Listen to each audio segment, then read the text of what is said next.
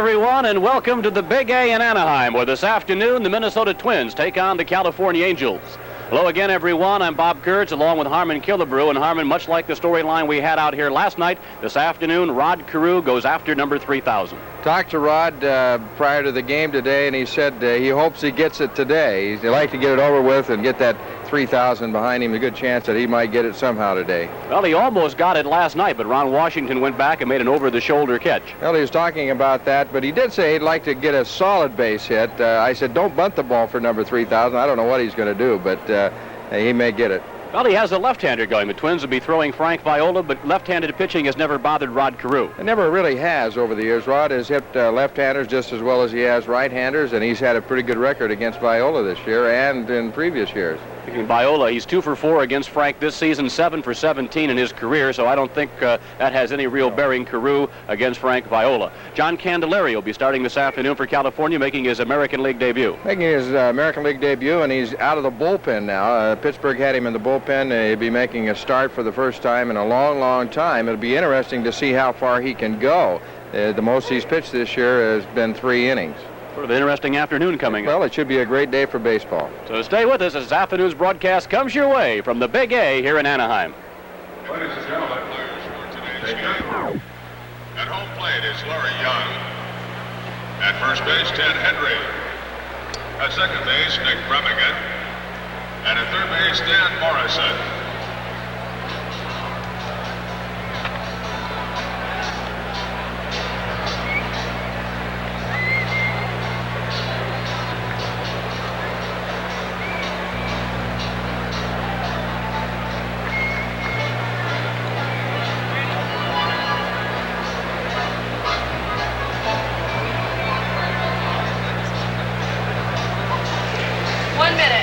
Hello, there you are. Hey. Hi, Phil.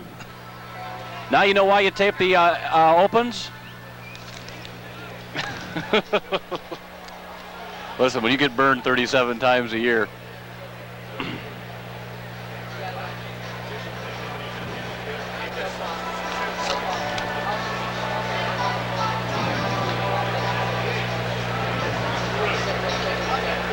Are you going to show anything from last night or not?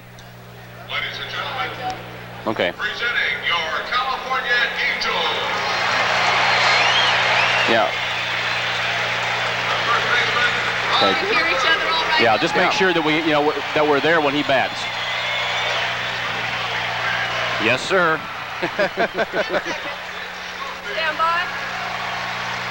the third baseman, Doug DeCinces.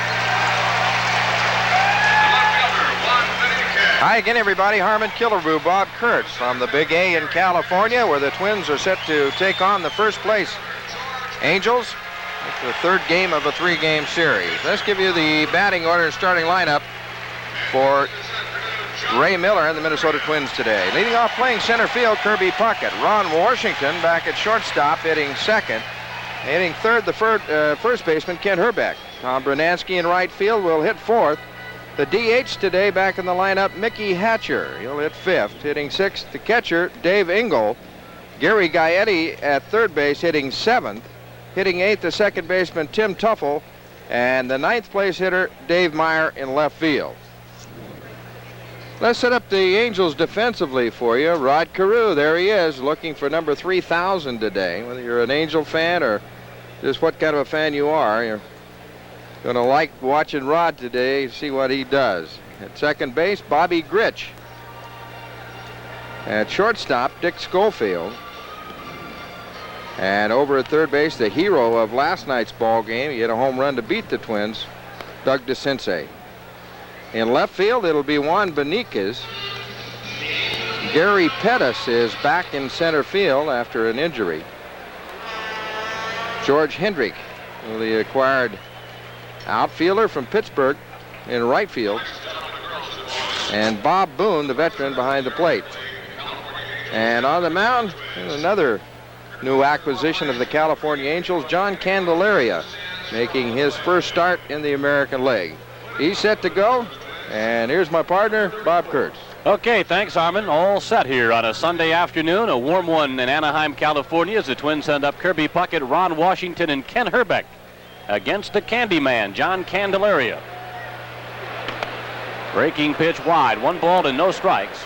Candelaria 2-4 thus far this year, all of it in relief with the Pittsburgh Pirates.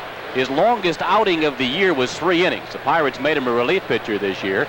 Candelaria was not too happy with the role and feels like he has really been released from a bad situation, not only escaping Pittsburgh, but also escaping the bullpen. He is known as a control pitcher. Balls behind Puckett, 2 balls and no strikes. Kirby was 0 for 5 last night and 0 for 4 in the series opener on Friday evening.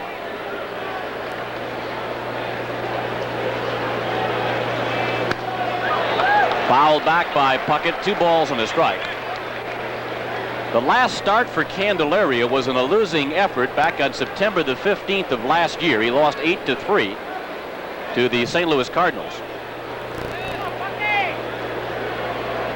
He has won 124 games in his big league career. Line by Puckett to right field.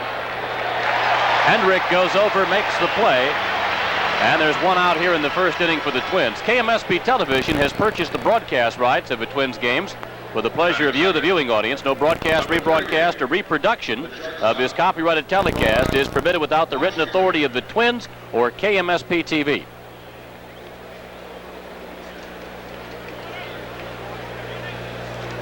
Looked like Ozzie Washington last night. Played a fine game in the field. Picked up a couple of hits in 5 trips. And gets the starting call again this afternoon as he pops it up. Hendrick battling the sun in right field, and there are 2 gone. Harmon and I talking before the ball game, and you get the addition of Hendrick, the addition of Candelaria. Holland looked great last night. Starts to look like an awfully good ball club here in California. Well, they do, and as we had talked before, Bob, one of the problems with the Angels was their depth. You've got a few older players on this club, and you think maybe with a few injuries they might have some problems. Now they've got some extra players that they can use, and they do look like an exceptionally good ball club right now. Here's Ken Hrbek. Checks his swing and fouls it back behind the plate. I don't think anybody, even the detractors, knocked the California talent. There's plenty of talent on this ball club. That's right. The question was, would they hold up? There is so much age with Carew and Gritch, DeSensei, Reggie Jackson, Jeff Zahn, Tommy John at the time back at the beginning of the year. Bob Boone behind the plate is 37 years old as Hrbek swings and misses. Twins coaches at first base today, Tony Oliva on the right side of your screen, and there's Tom Kelly on the left side coaching over at third. 2 strikes to Hrbek. Hrbek with a couple of hits in 5 trips last night, including his 14th home run of the season. Skips that one back, and the count still remains 2 strikes on Hrbek, who's hitting .248 with 14 round trippers and 58 runs batted in.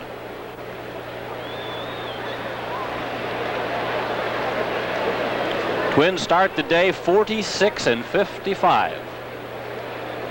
12 games now behind the front-running Angels.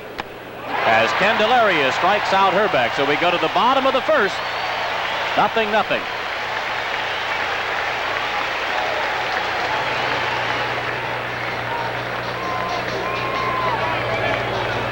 Ladies and gentlemen, girls and boys, the president of the American League, the California Angels, and the Minnesota Twins request your cooperation in refraining from throwing any objects in the stands or on the playing field, and from interfering with any ball in play. Fans are also requested to remain in the stands throughout the game. Any violators of these rules will be subject to prosecution. The Angels are happy for you to keep any ball thrown or hit into the stands as a souvenir. However, we remind you, any bat thrown, ball hit, or thrown into the stands can be dangerous. 15 seconds. Please be alert at all times. Thank you, and let's all enjoy today's game.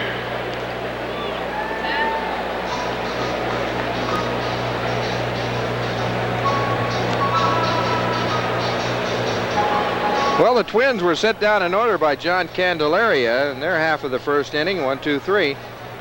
Angels coming to bat. Let's give you the batting order for Gene Mauch and the Angels today. Leading off, the DH, Brian Downing, who's hit in 6 straight ball games Rod Carew, as we've told you, going after hit number 3,000. He has 2,999.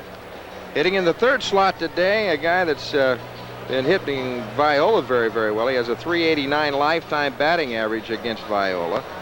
Hitting third. Hitting fourth at third base, Doug DeCinces. He was a hero last night. The 2-run shot in the 9th inning to win the ball game for the Angels. Hitting fifth, the right fielder, George Hendrick, just acquired from Pittsburgh. Hitting sixth, the left fielder, Juan Beniquez. Gary Pettis back at center field will hit seventh. Bob Boone, the catcher, hitting eighth. And hitting ninth, the shortstop, Dick Schofield. Defensively for the Twins, at first base, Kent Herbeck. Tim Tuffle at second base. Ron Washington, as Bob told you, did an excellent job defensively last night at short. He's back there again today. Over at third base, Gary Gaetti. The outfield, it'll be Dave Meyer in left field. Kirby Puckett in center. Tom Brunansky in right field. And Dave Engel will catch. And pitching today for the Twins, Frank Viola, record 10 wins, 9 losses, 4.48 ERA. This is his 23rd appearance of the year, his 23rd start. He has 3 complete ball games. And Frank this year against the Angels, 1-0. Well, been a disappointing year for Viola. His ERA is well up over a run a game, probably more than a run a game from a year ago. He comes in with a 4.48 ERA. His last outing Monday in Seattle, he was no decision in the Mariners' 8-6 win. Nunez got the win. Euphemia took the loss. That was the starting game of this 9-game swing out west. You can see it is a bright, sunny afternoon here at the Big A in Anaheim. Brian Downing to lead it off, followed by Rod Carew and then Bobby Grich.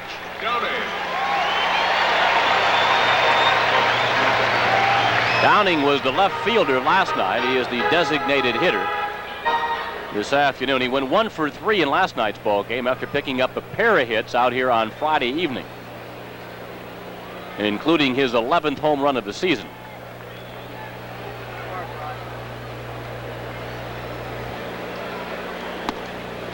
One ball and no strikes to Downing. There's some theories on the Minnesota coaching staff that the acquisition of Blyleven will make Viola a better pitcher.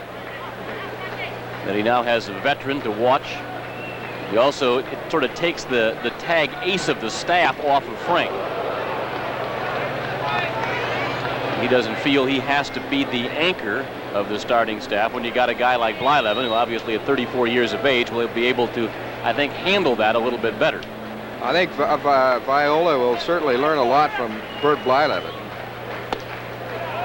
He knows how to pitch and certainly can help all these young pitchers. Not only that, but I think he'll help the whole ball club. Bert's a leader. Bert wasn't too happy last night. Pitched a great ball game, made a couple of bad pitches. Blyleven would tell you. There's Washington at shortstop. Over to Herbeck, and there's one going. And here comes Carew. Very special feeling, Harmon. Well, as I said, Bob, whether you're an Angel fan or not, this is a very special moment because you very rarely ever get a chance to see someone get 3,000 hits. And we may have that opportunity right here today. That feels special for you watching a former teammate of yours who will undoubtedly join you in the Hall of Fame when his career is over.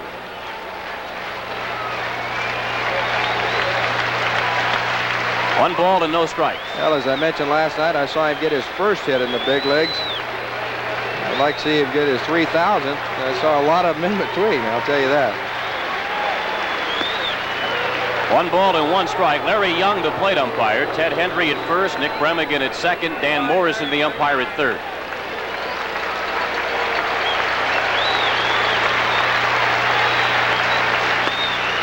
Two balls and a strike to Carew.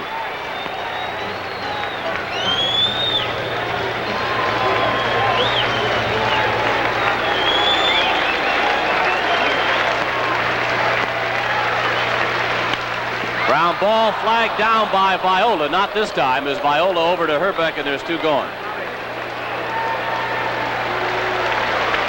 Batting third, number So Carew has now failed twice in the attempt to pick up number 3,000. He has been on a tear of late, Carew has. He has now, coming into the game this afternoon, he had 6 base hits in his last 12 trips. Here's the second baseman, Bobby Grich.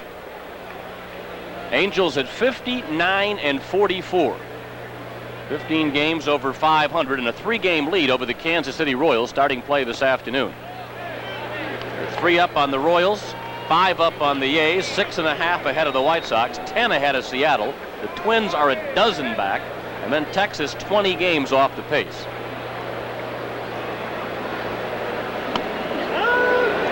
One ball and 1 strike to Bobby Grich. Grich keeps the inning alive. We'll get a look at the hero last night, Doug DeSensei, here in the first. If not, DeSensei will lead off the second. 1 ball and 2 strikes. Some of the amateur umpires behind the plate disagreeing with the call by Larry Young.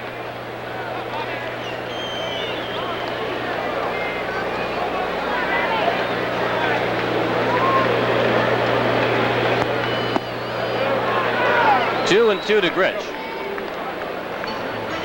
Bobby Knopp, the first base coach for California. Old Moose Stubing, young Moose Stubing, over third. Great name. That is.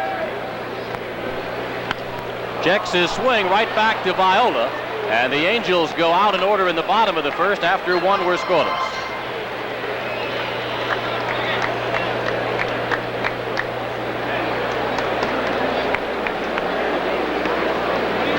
Ladies and gentlemen, the Great Portrait Series continues on Sunday, August 18th, with a lightweight drawing of Frank Tanana. This full-color rainbow portrait will be presented for 25,000 fans from compliments of Philly's Magic Horse and Stride Restaurants. Next Sunday, August 25th, Rod Carew's portrait will be distributed. So make your plans now to join us in the He's remaining home Sunday at your Collector's Portrait Series. Thank you. Do you have a copy of the standings now? I have a copy Okay. of the Los Angeles Times. All right, I gave them the local here. We'll be doing it at the end of the second after the break, so just coordinate. I won't throw the whole paper at you. Is the effects level all right? I'm fine. Okay. 1 minute, Tess.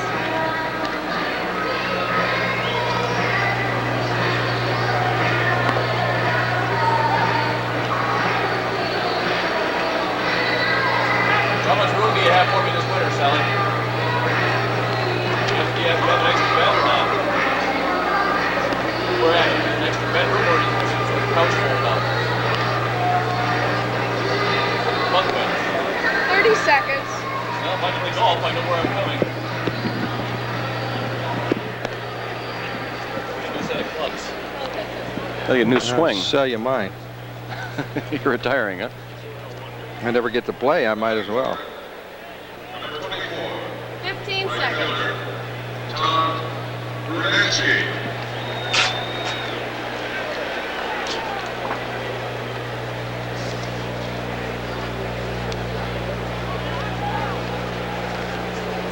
Here come the Twins now, top half the second inning. Brunansky looks at 1 wide, 1 ball to no strikes to Bruno. He went 1 for 4 in last night's ball game. Bruno has tailed off a bit since that big start as he looks at ball 2 right at his knees. 2-0. Brunansky hitting .255, 19 home runs. That's tops on the Twins club and 60 runs batted in. Got off to a tremendous start this year. Brunansky normally a very strong finisher, so he's hoping that if there is not a player's strike, he can add some big numbers down the final week of the year as he slams that one foul down the left field line. Final weeks of the year. Twins looking for a strong close now. They've added Blyleven, still the rumors surrounding the signing of Steve Howe. Brunansky hits it high in the air, deep to left center field. In the ballpark, however, as the center fielder Pettis goes over and makes the play. 1 up and 1 gone for the Twins here in the second inning. Number 9. The designated Seems like so many of the power hitters, Harmon, are streak hitters. Gorman Thomas in Seattle seems to go in streaks. Bernansky. Well, I think almost all hitters are streak hitters, Bob, and particularly a guy that takes a big swing is going to be more streaky than somebody that takes a shorter, quicker swing. Hatcher getting back in the lineup here as the designated hitter. I was asking Ralph Kiner one time how many games in a row he had it all put together. You know, I thought he expected him to say a lot of ball games. He said about 4 or 5 is about all. Hatcher with a swing and a miss. Story on Hatcher's interesting too. He did not exactly slip in the shower, he said. What he did is he was walking along out of the shower and his right foot, as it will sometimes, slips out in front of you. You remember how you do that? And he felt something snap and thought it was his entire back, and apparently it just snapped everything back into place. It did not fall down or anything like that. Goes down here, however, as he goes around. Has a few words for plate umpire Larry Young, but he'll head back to the dugout. Well, it goes the second strikeout for John Candelaria. Tried to hold up. I think he held up. Larry Young didn't, and that's the one apparently that counts. It's the only one that counts.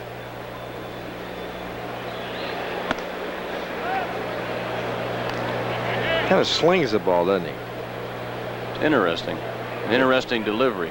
He's a big guy. Whoa. 6'7", 250 pounds. As he pops Engel up, Doug DeSense, fighting the sun, lost the ball. Is behind the dugout anyway. And the count 1 ball to 1 strike. You're talking about Candelaria. His parents are Puerto Rican. And before he signed a professional baseball contract, he had a chance to play for the Puerto Rican national basketball team because of his size, 6'7".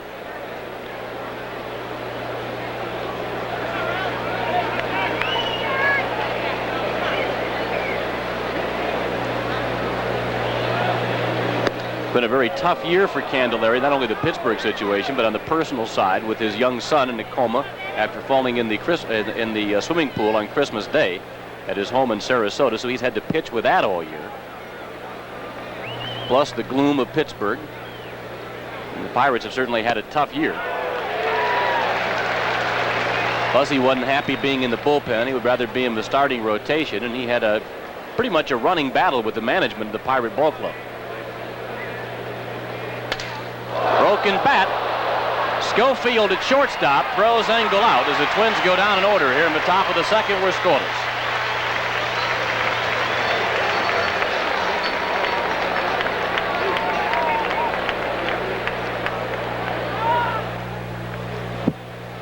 Ladies and gentlemen, the Angels would like to take this opportunity to extend a very special thank you to our good friends from Ostermeyer, makers of quality foods, for their sponsorship of today's home plate serving train promotion. How about a big welcome to all the nice folks from Ostermeyer for making this promotion possible.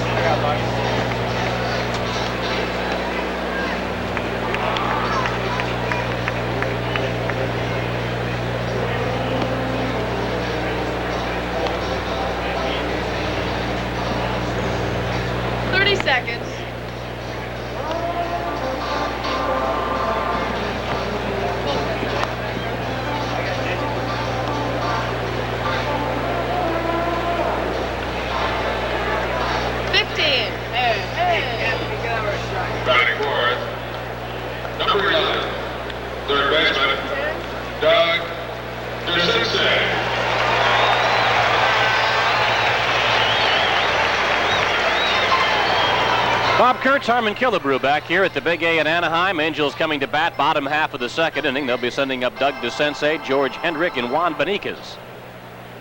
Scoreless ball game. DeSensei, of course, the hitting hero last night, his one-out home run in the bottom of the ninth inning gave the Angels a 5-4 decision over the Twins and Bert Blyleven. And a shocker.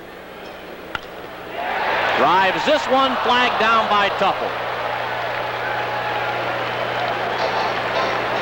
Sensei made a bid for right center field, but Tuffle plucked it out of the air. Looked like it was going to be a sure base hit, a curveball by Viola, and then perfectly timed jump by Tuffle to make the out. Big press conference here at Anaheim. John Candelaria, Al Holland saying how happy they were to be in Anaheim playing for the Angels. George Hendrick does not speak, but his two new teammates said that they thought George was happy to be here. I spoke to George yesterday. He is happy to be here. Does not talk to reporters.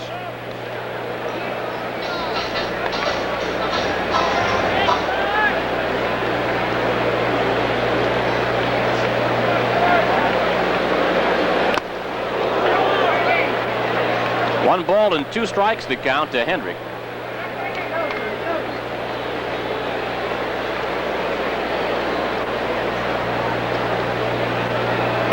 Slow breaking ball fouled at the plate.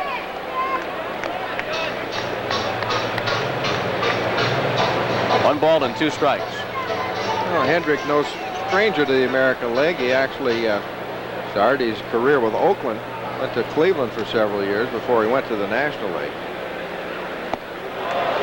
Goes down swinging. Chased what looked to be a pitch out of the strike zone. First strikeout of the day for Viola.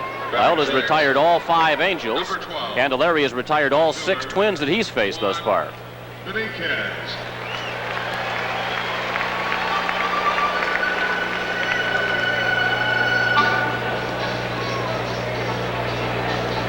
Base is empty. 2 outs for the Angels. Bottom of the second, and Juan Beniquez, the left fielder, will bat. Beniquez played center for the Angels last night. Drops a bunt down the third baseline. It's a good one. Gaetti with no play, and Beniquez has the first hit of the ball game.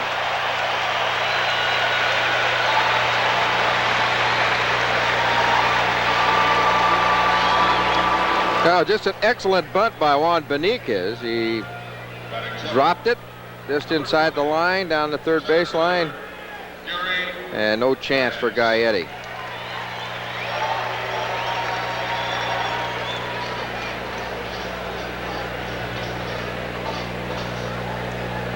So Beniquez gives the Angels a base runner with 2 outs here in the second. Gary Pettis bats, the center fielder. Line drive right at Tuffle, and that retires the side. So after 2, the Twins nothing, the Angels nothing.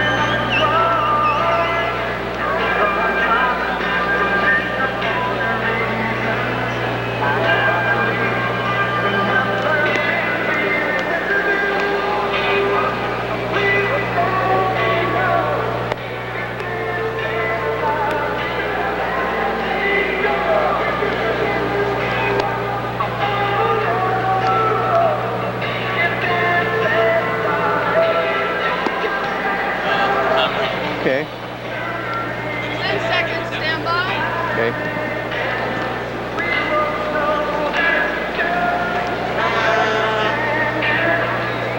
Well, here's the standings in the American League. Let's give you the West first. The California Angels with a 3-game bulge over Kansas City. Then come the Oakland A's 5 games out. Chicago 6.5, Seattle 10. The Twins 12 now, and dragging up the rear, the Texas Rangers 20 games behind. Now the Eastern Division standings of the American League. Toronto is out on top. We'll give you those later. Toronto's out on top by a good margin, 9.5 games ahead of the Yankees. And speaking of the Yankees, 1-0. New York leads Chicago in the 5th inning. Tom Seaver is still pitching in that ball game.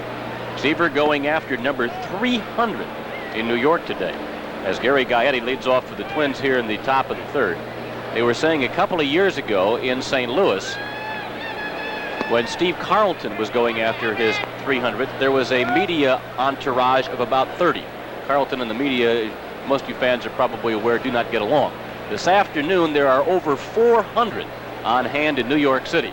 Combination of Seaver being a very popular figure, the fact that it's ironic he's going after it in New York, and the fact that it is New York, which seems to triple everything. And you talk about media attention. 2 balls and a strike to Gaetti. Foul back, 2-2. Seaver will become, if he gets it, just the 5th man in the last 30 years to accomplish that feat. Oh, he's a pleasure to watch pitch, isn't he?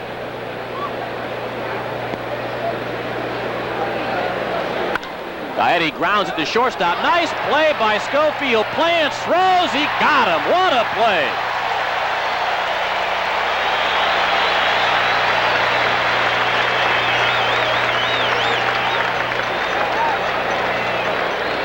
Oh, you got to take a look at that one again. Just an excellent play on a curveball.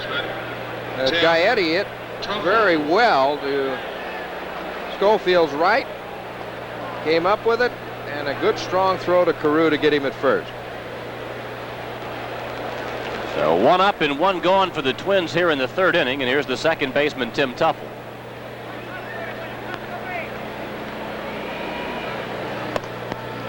Talk about Tom Seaver being the consummate pitcher.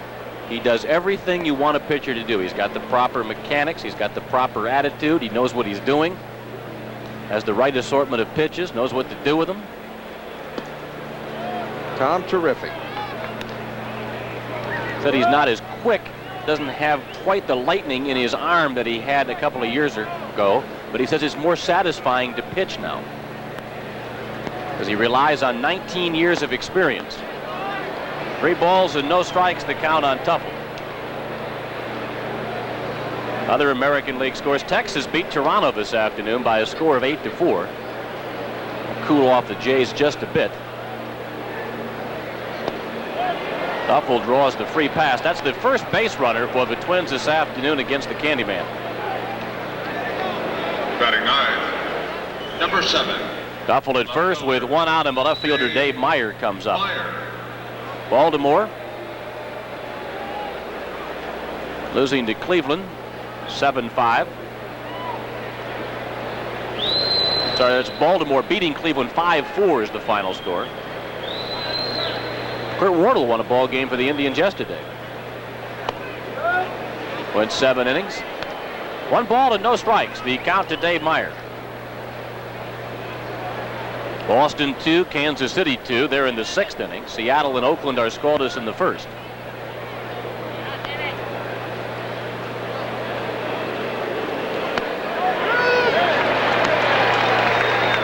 One ball, 1 strike to Dave Meyer. Twins and Angels scoreless. We're in the top of the 3rd on a sunny Sunday afternoon in Anaheim.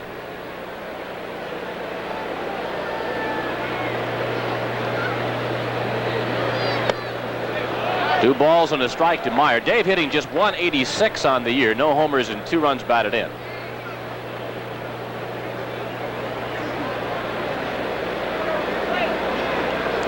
Product to Stanford.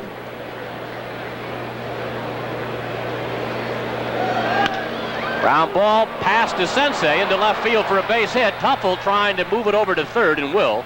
And the Twins have runners at 1st and 3rd now with 1 out, and we go to the top of the order in Kirby Puckett. Well, a hit and run was on. Gary Gaetti off with the pitch, or Tim Tuffle off with the pitch. And he hit it in the hole. You really don't have to hit it to the other side of the infield. try to hit the ball hard somewhere, and that's what Dave Meyer did. That's the first hit of the ball game for the Twins. They have 2 on with 1 out, and a guy who has struggled this series, Kirby Puckett. Puckett is 0 for 10 so far against the Angels this weekend here in Anaheim. Kirby's average has dropped now to 273. Candelaria with a fastball, and it's fouled down the right field line by Puckett, 1 strike. Kirby hitting 273, 3 homers on the year, and 50 runs batted in. But it's rare to see him struggle in this ballpark. He has performed so well here every time he has been here prior to this series.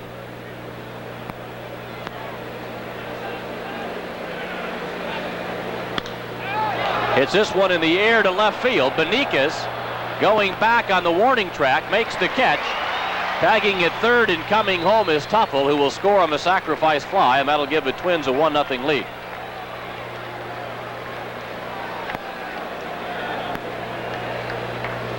Puckett picking up his 51st RBI of the year with a sacrifice fly to left field. Meyer at first base now with 2 outs, and the shortstop Ron Washington will bat.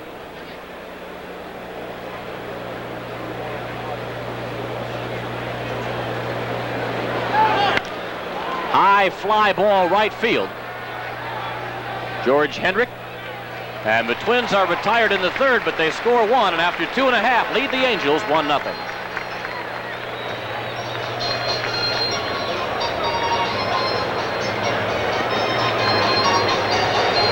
Attention all you Angels fans.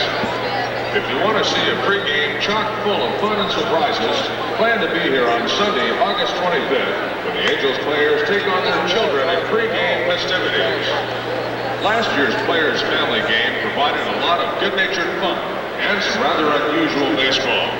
So be sure to jot down the date, Sunday, August 25th. The Angels host the defending world champion Detroit Tigers and plan to be here early for the annual Players Family Game. Do your ticket shopping now. Thank you.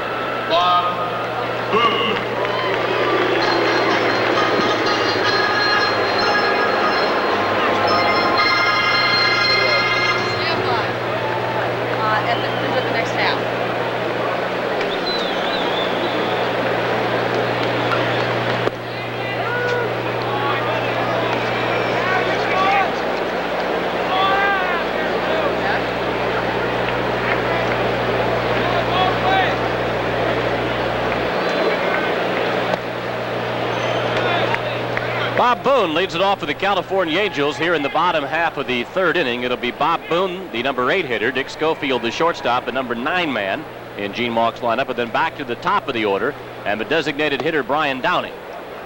2 balls and a strike now, the count on Boone. Boone hitting at 246 on the year, 4 homers and 32 runs batted in. The Angel player representative, very astute young man.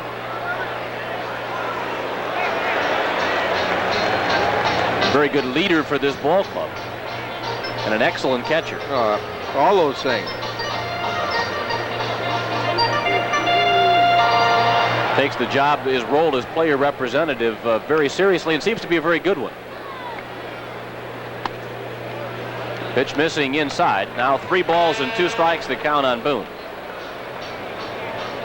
His dad, of course, Ray Boone, the former American leaguer. Spent the bulk of his career with the Cleveland Indians and the Detroit Tigers.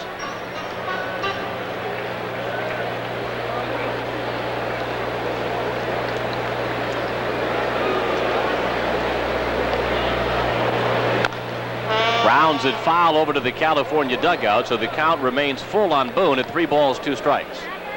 There's Donnie Moore. They're calling him the guardian angel here. Boy, what a job he's done. One of the #1 reasons they're in first place. Fly ball down the right field line. Long run for Brunansky. Makes the catch in fair territory for the first out here in the Angel third.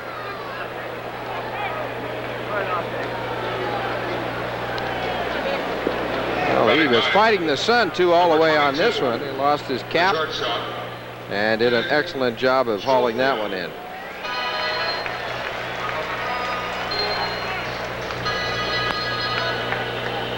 So 1 up and 1 gone here in the third for California. Here's the shortstop, Dick Schofield.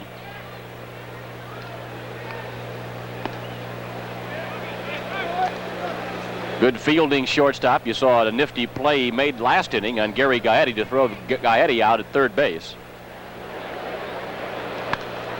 Pops this one foul back behind the plate. And the count on Schofield, 1 ball and 1 strike. 186 average. But he has hit 7 home runs. Yeah, he's got a little power. Mentioned during the game last night, there's some observers that thinks maybe he's thinking too much of power and ought to concentrate a little bit more on being a contact hitter.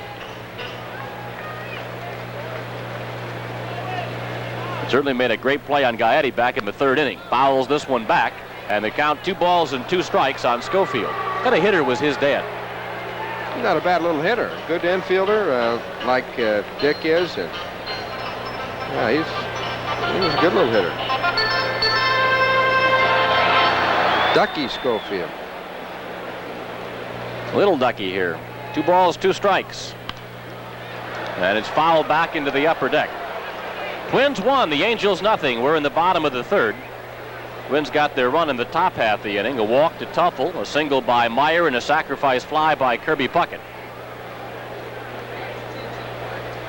Viola, a quick worker, comes in at 2-2 and misses, and the count on the second straight batter of this inning will go full, 3 balls, 2 strikes. Frank Viola, 10-9 on the year, 1-0 against the Angels. He beat the Angels here at the Big A on opening night. Schofield hits it deep to left field. Back goes Meyer. It's going. It's gone. A home run for Dick Schofield. That is number 8 on the year.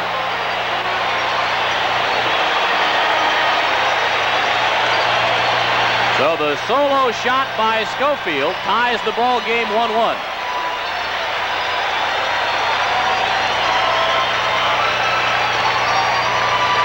Kind of the ball club they've been having all year. One guy doesn't do it all the time. They kind of spread it around, and this time Schofield does the job.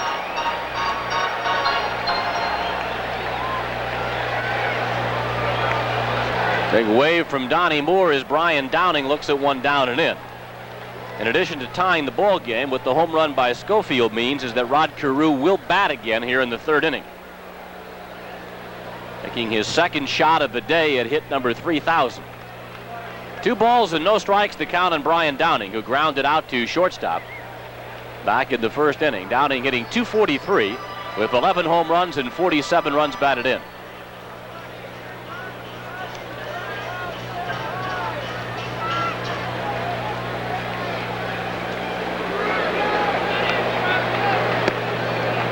Say a big hello to Brad Buto, former Gopher hockey coach. He's being honored today with a big dinner back in the Twin Cities.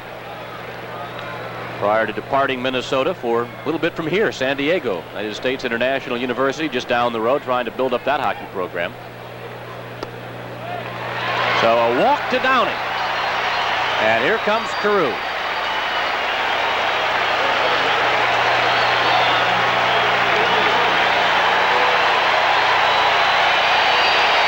Boy, look at him.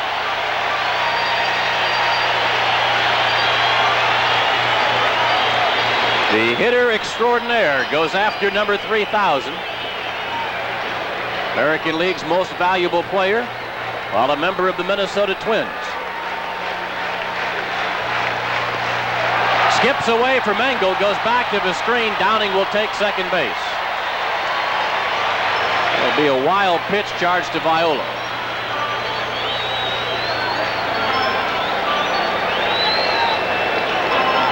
Now another look at that pitch by Viola.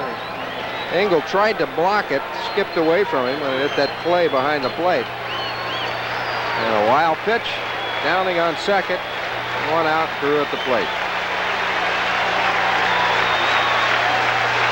Rodney Cline Carew, 39 years old. 1 ball and 1 strike, the count to Carew. Broke in with the Twins back in 1967. His big year was 77, the year he hit .388 and was the most valuable player.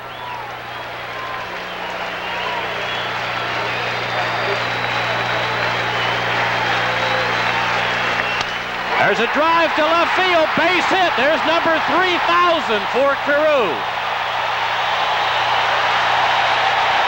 So Carew has joined the illustrious 3,000 hit club. 3,000 for Rod Carew, and his teammates are coming out on the field to congratulate him.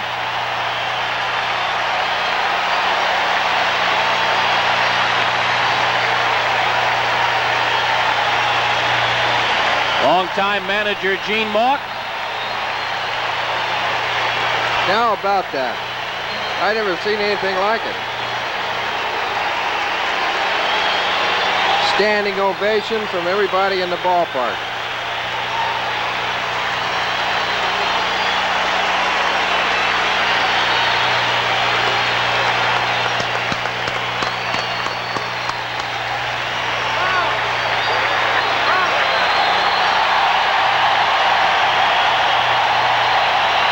Boy, his stomach's churning, heart beating in it.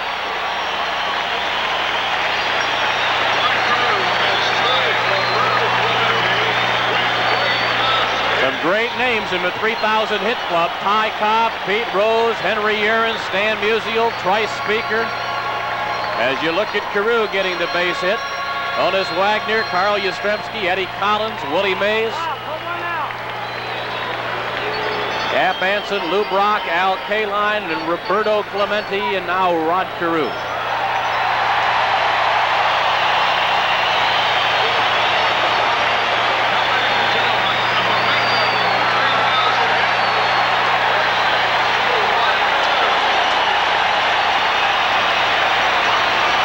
What are you thinking? You were there to see number 1, you're here to see number 3,000.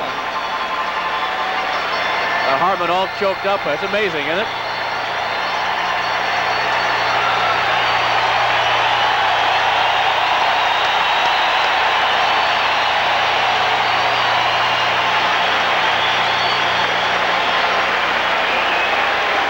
Think about the 3,000 hits, 500 home runs, or 300 victories that Seaver's trying for this afternoon. It's excellence over a long period of time. Consistency year in and year out. And I think that's what makes it so special.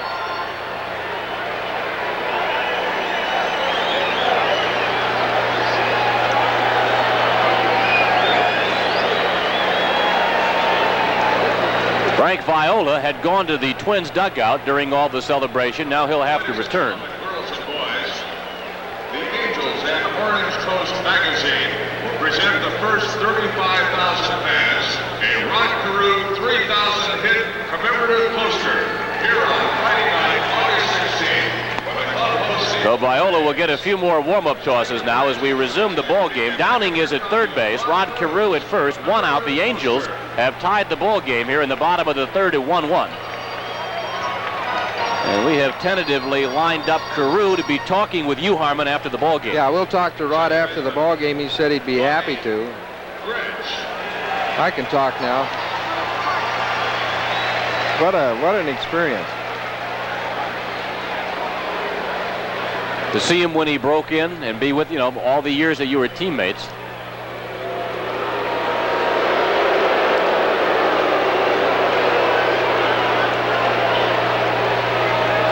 guess Roberto Clemente is the next one he's going to pass on the list. Now Roberto right at 3,000 even. As Gritch fouls it back. One strike to count to Bobby Gritch. That'll be Clemente, then Al Kaline, Lou Brock. Carew, the 16th man to reach the 3,000 hit plateau. The greatest names in the game. Gritch grounds at the shortstop, could be two. There's one at second, back to first, a double play. And that ends the Angels' uprising here in the third. After three, the Twins won, the Angels won.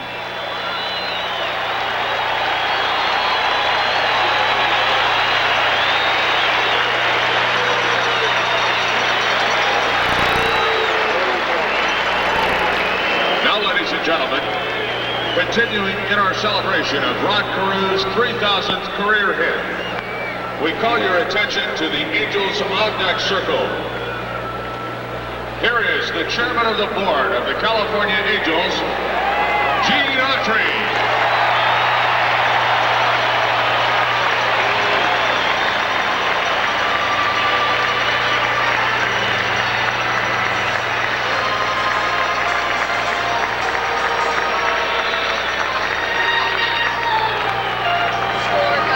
Just get him. We're going to do this. Yeah. Thank you, sir.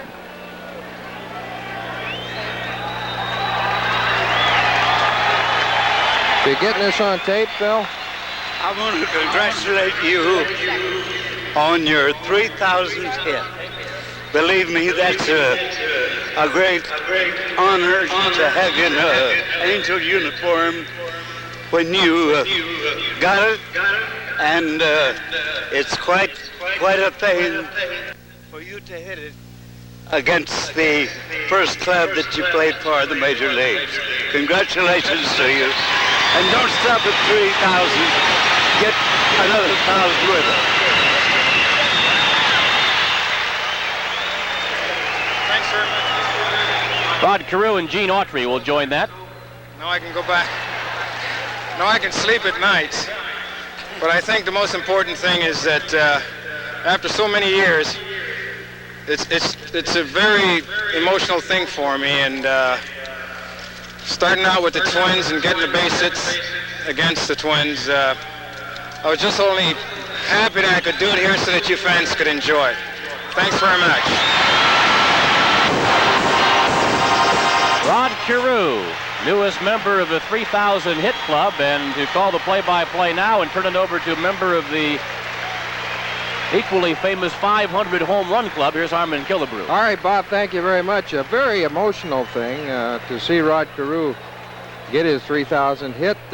Media people from all over the country, not just in this area, but all over the country. We have some from the Twin Cities, and I'm sure you'll be getting more coverage in that area.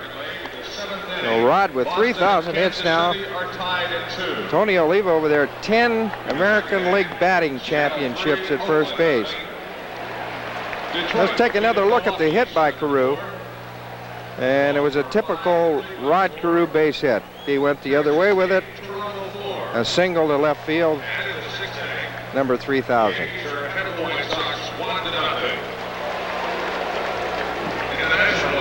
So there he is. He's done it. He says he can sleep at nights now, and he's glad it's over with. Well, you have Carew doing his thing on the West Coast, and on the East Coast, they're now in the 6th inning at Yankee Stadium. It is 1-0. The Yankees over Chicago as Tom Seaver makes a bid for number 300. So we got a lot of things happening here at the old ballpark today. And we've got a barn burner going here in this ball game, a 1-1 tie. And Ken Herbeck will get the first crack to untie it. He'll be followed by Tom Brunansky and then Mickey Hatcher. Herbeck, his first time up, went down swinging against Candelaria.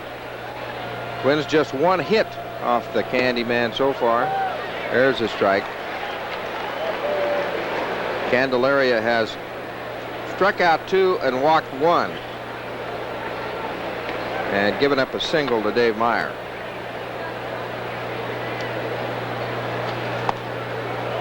Fastball that misses outside. 1 ball and 1 strike.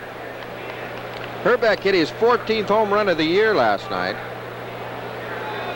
But the Twins lost it in the ninth when Doug DeCincy hit a big home run for him. There's a kind of a 3/4 arm slingshot. Got to be tough for a left-hand hitter to face this guy. And it's 3 balls and a strike now to Herbeck. You have to give you that tendency to want to move away from the plate when he starts that big arm coming in. And now 3-2 to Herbeck. 6'7", 250 pounds. That's what they have him listed at, but he looks much bigger than that. Big kid. 31 years old. He's got a lot of years left. Check swing by Herbeck, and the count holds at 3-2. Well, a lot of history is still to be made in baseball. Reggie Jackson is not playing today. He's taking the day off against the left-hander Viola. Strike 3, and Herbeck is out. Strikeout number 3 for Candelaria today.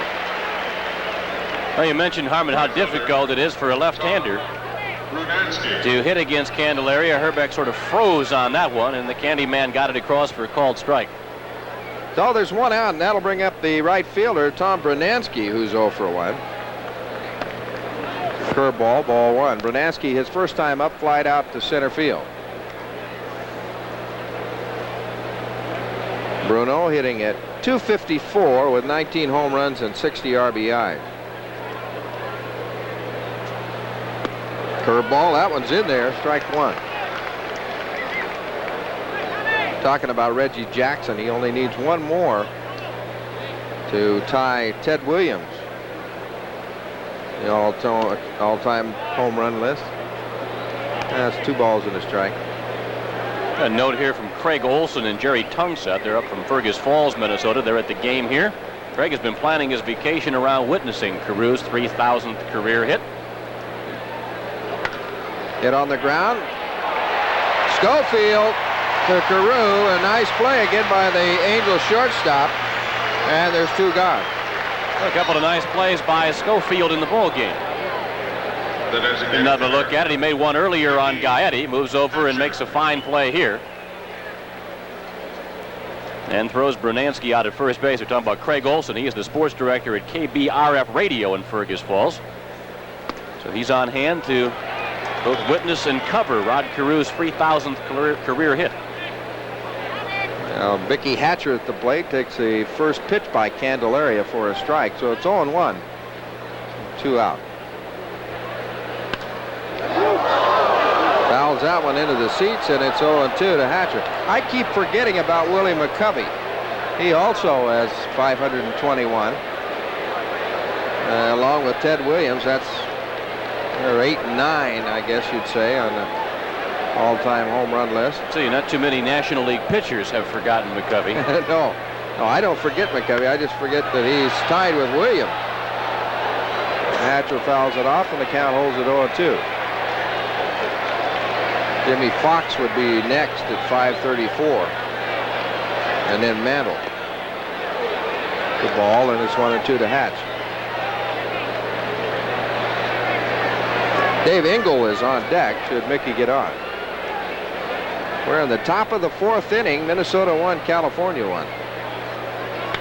This one's hit on the ground to second to Bobby Grich. Over to Carew. Hatcher is out, so the Twins here as they go down in order. 1, 2, 3 in the 4th. And after 3.5, we're still tied. Minnesota 1, California 1. Ladies and gentlemen, the Seattle Mariners open a 3-game series here starting tomorrow night at 7:35 p.m. when Mike Witt is scheduled to oppose rookie Bill Swift. The Angels and Mariners continue the series Tuesday evening and conclude the brief homestand with a rare midweek day game Wednesday beginning at 1:05 p.m. Tickets for this series and all remaining home games are on sale right now at the advanced ticket windows located behind home plate on the field level. Don't forget Mike Witt versus Bill Swift when the Angels host Seattle tomorrow night. Thank you.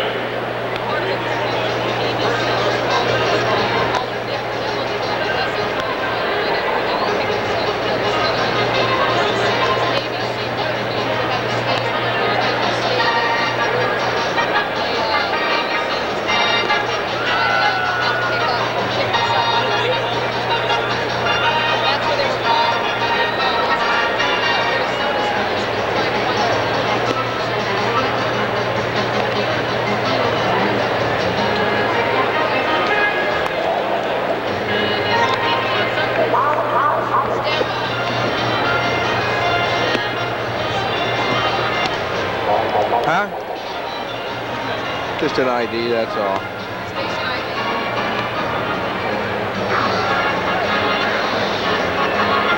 Well, as we go to the bottom of the 4th inning, we'll pause 5 seconds for station identification. This is the Minnesota Twins Baseball Network. Third baseman, Doug DeCinces.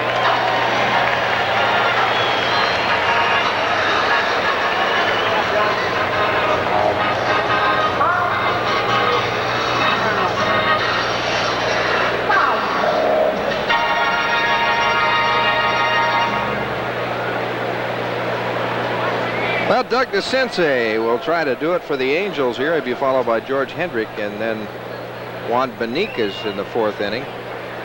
DeCinces hit a shot at Tim Tuffle his first time out. Fastball by Viola, and it's lined to center field for a single. So DeCinces on at first to start off the Angel 4th. I have to apologize to my partner Bob Kurtz during that. Right fielder, You don't have to Carew apologize. Hendrick. It sent goosebumps up my back. What an exciting thing to see.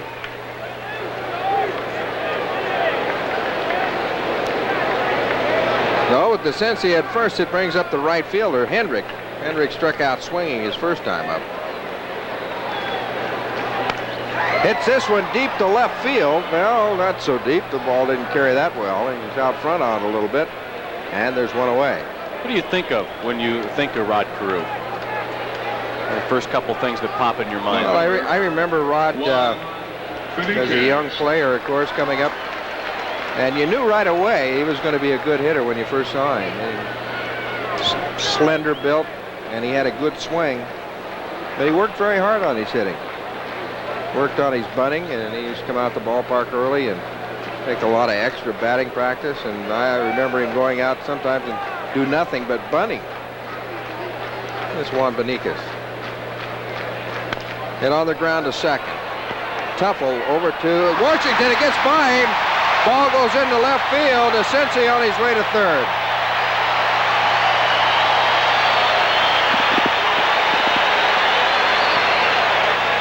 Well, you've got a situation now that seems to have plagued Frank Viola much of the year for the Minnesota Twins. Double play ball on a check swing by Beniquez, and the Twins misfire at second as I think Washington just missed the ball. I think he was watching the runner coming towards him and just missed the ball.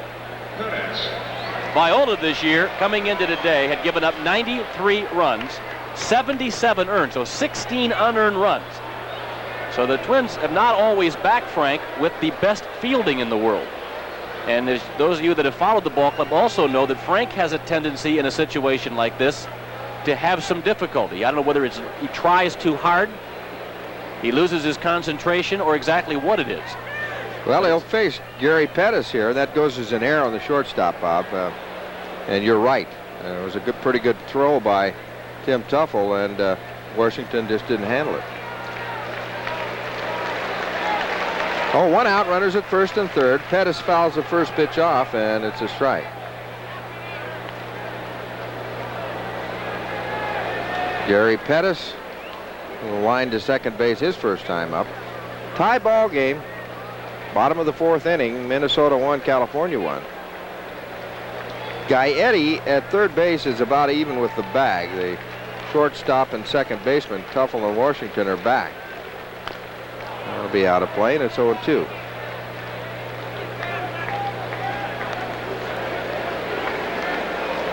See the infield. Herbeck at first, holding Beniquez.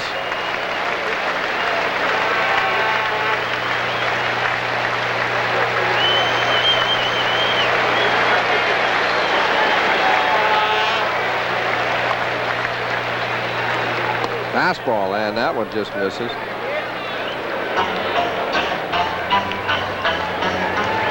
Big crowd on hand, not only to watch this winning ball club, but I think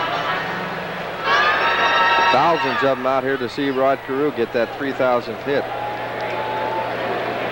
Must have been a very special feeling, Bob, for him to get it against the Twins. get it at home here in California before the home crowd, get it against the Twins.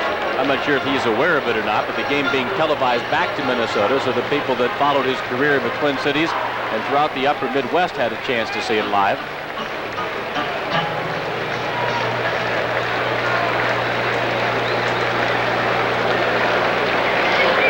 Quite a moment.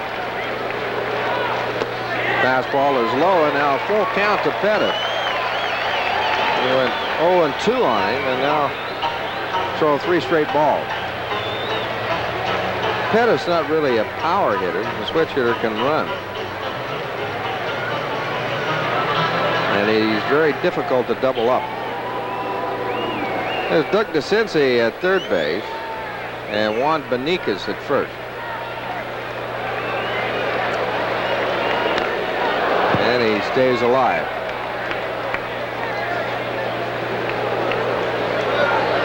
The Angels come from behind last night when was their 27th of the year. And that's just 3 shy of what they did last year in '84. All year. Angels have won 5 straight ball games. And they've been outstanding in this ballpark. They're 32-20 at home.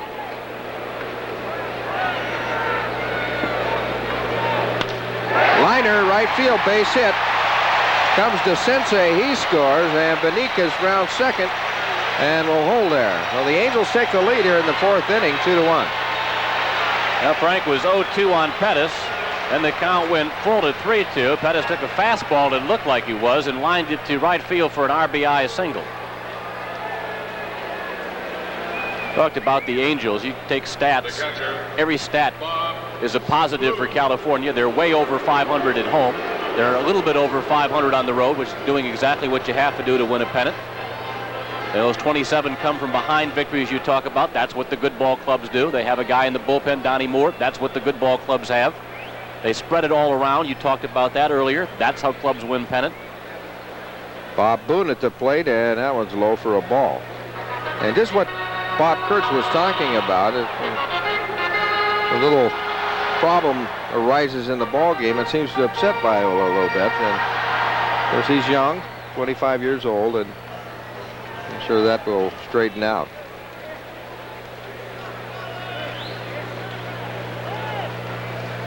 Pretty difficult. It's an easy thing to say, forget about it. It's not easy to do, though.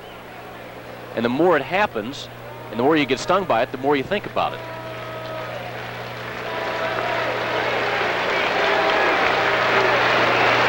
There go the runners. The ball is fouled off by Boone, and they'll go back to second and first. Getting back to the Angels, they're doing everything they say you have to do to win it. Gene Mauch has them playing great baseball. And back in April, I wouldn't have given you a dime for their chances of winning the thing this year. There's just too much age on this ball club, but the club has held up very, very well. Everything has really fallen in place for them. 1 ball, 1 strike. Line to center field. Puckett over. He takes it on the first bounce. Here comes Beniquez. He scores.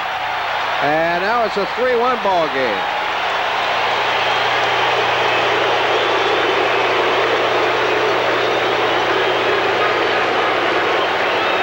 So Bob Boone picks up an RBI, his 33rd of the year.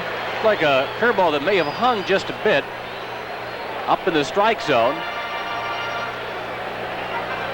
Like Puckett was going to get there, and then at the last second it looked like he wasn't going to, and he did not make the catch. Beniquez is able to score, and the Angels now take a 3-1 lead.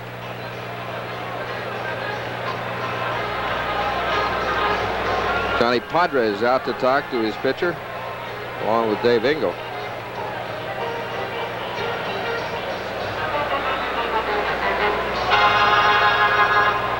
Talking about Carew a little while ago. There's a nice story in the paper that I'm sure you would have been glad to see this morning. He's always carried the rap, and sometimes you get it earlier in your career and it sticks with you, not driving in the big run. And the Statistical Bureau of Major League Baseball has shown that Carew is among the top 3 clutch hitters in the majors the last 3 years. That's interesting. I did not see that stat, but I'm not surprised at it.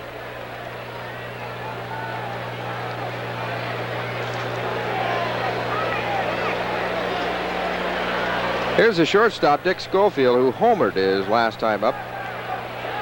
Tied the ball game for the Angels. Throw to second base, and Pettis is back. Gary Pettis at second, Bob Boone at first, with one out here in the fourth inning. California Angels lead 3-1. Twins 1 run, 1 hit, and 1 error. The Angels 3 runs, 6 hits now, and no error. And the error was a very costly one. Twins had a play on, and now they call a balk on Frank Viola. Well, that moves the runners to second and third.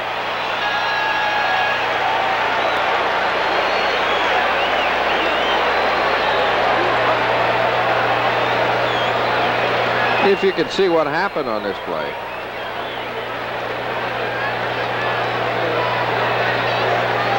Well, it's obvious there. Sometimes you can't really tell what happens, but that one you could. Infield in now. And now Viola's taking his time.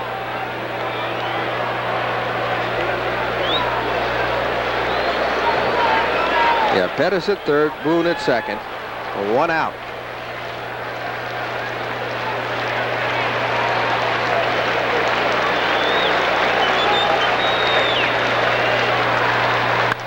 Deep to center field. This will score Pettis from third as Puckett hauls it in. And Boone tags at second and goes to third. And we got a 4-1 ball game. Sacrifice fly for Dick Schofield.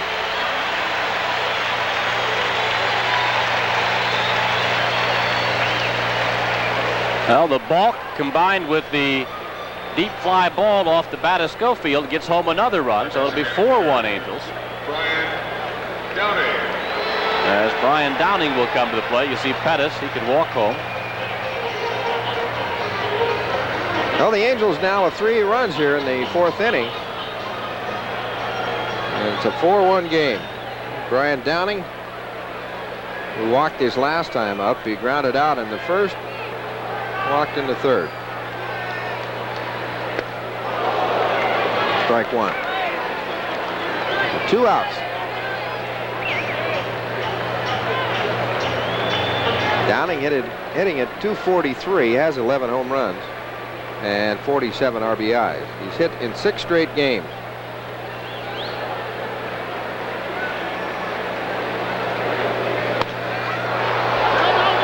Popped up in foul territory, should be way back in the seats, and is.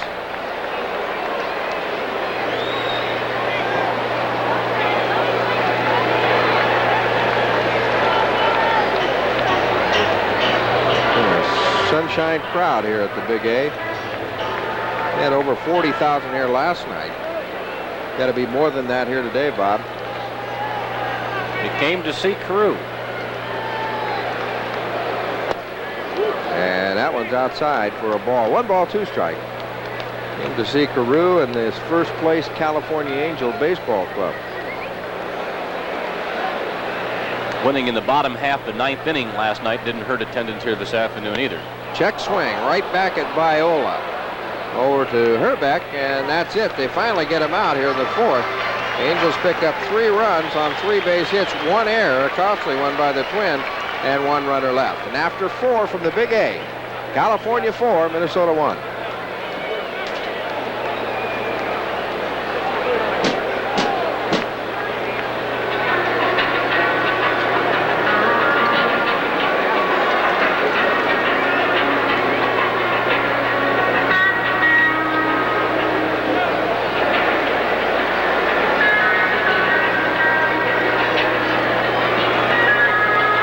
Ladies and gentlemen, the Angels are pleased to welcome Little Oscar Meyer, and their employees here this afternoon, and for making today's home plate serving tray promotion a reality.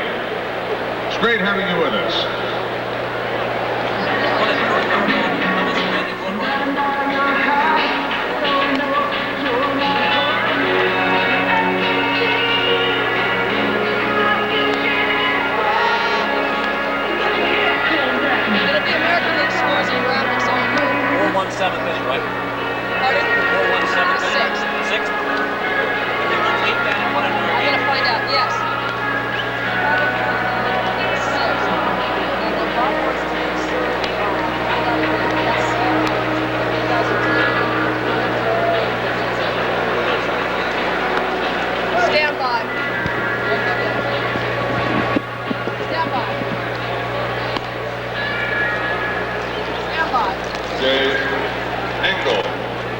catcher. Now here are the scores in the American League this afternoon. Detroit won at home against Milwaukee 7-4. Baltimore beat Cleveland 5-4. Texas over Toronto 8-4. The White Sox have now gone ahead of the Yankees 4-1 in the 6th inning. We're going to try and maybe pick up a tail end of that ball game if Seaver wins his 300th game and show it to you. Boston 2, Kansas City 2 in the 7th, and Seattle leads Oakland 3-0 in the 2nd inning. But Seaver looks like he's on his way to 300, and we'll try and get a tape of that and insert it right in this telecast. So an afternoon of Carew getting his 3,000th hit, and Seaver winning number 300. What an afternoon. Dave Engel at the plate, 1 ball, no strikes, fouls this one off, and it's 1-1. Top of the 5th inning, Angels 4, the Twins 1. The Angels picked up 3 big ones in the bottom of the 4th. How's Pete Rose doing? Countdown's doing pretty good. 20 some odd. I believe he played in yesterday's ball game, did he? That's the one if they go on strike that's really going to get hurt by this, or Seaver if he would fail to get 300. But I mean, even so, Seaver would only have to come back and get 1. If the strike were to go any length of time, that's going to push Rose back into another year next year.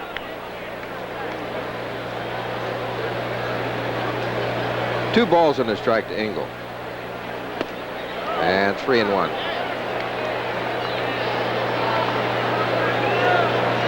That's a lot of hits.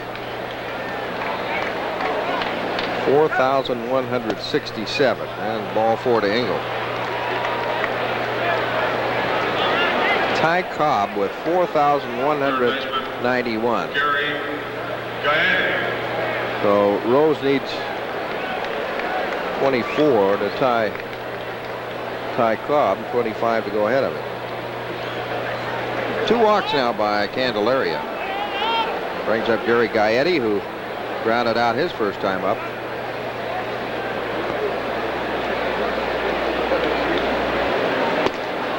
Outside, ball 1.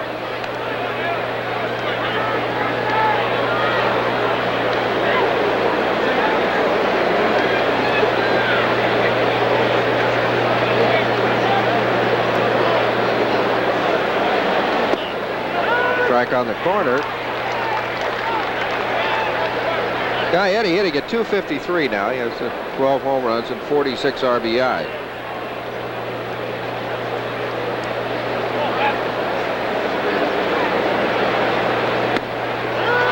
And a strike. Gaetti was hit on the arm last night in the dugout by a foul ball. You see the stockinette he's wearing on his left arm. 2 balls and 2 strikes.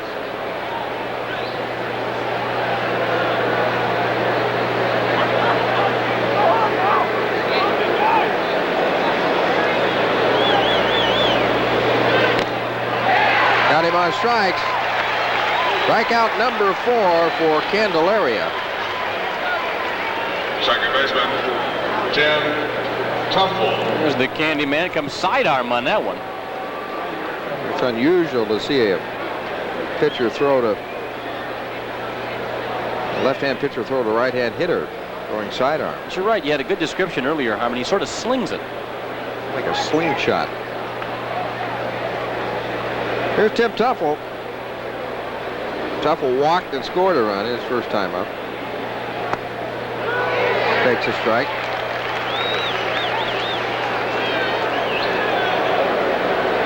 I'm informed by my daughter-in-law, who is from Austria, that his Teufel is the correct way to pronounce Tim's name. There's a line drive base hit right field. However, we'll stick with Tuffle, huh?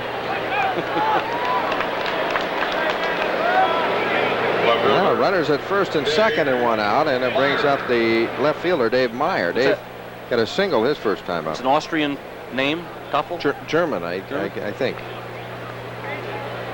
I haven't spoken to Tim about that, but I'm sure that's correct. First pitch to Meyer is outside. Meyer singled to left, back in the third, and drove in Tuffle.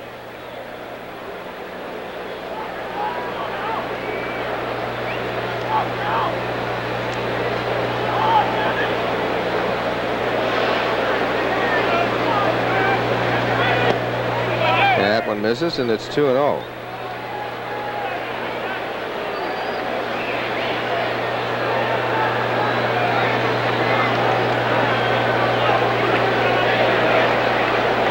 We've got some activity in the Angel bullpen. I don't know how long they figure he'll throw. There's a strike.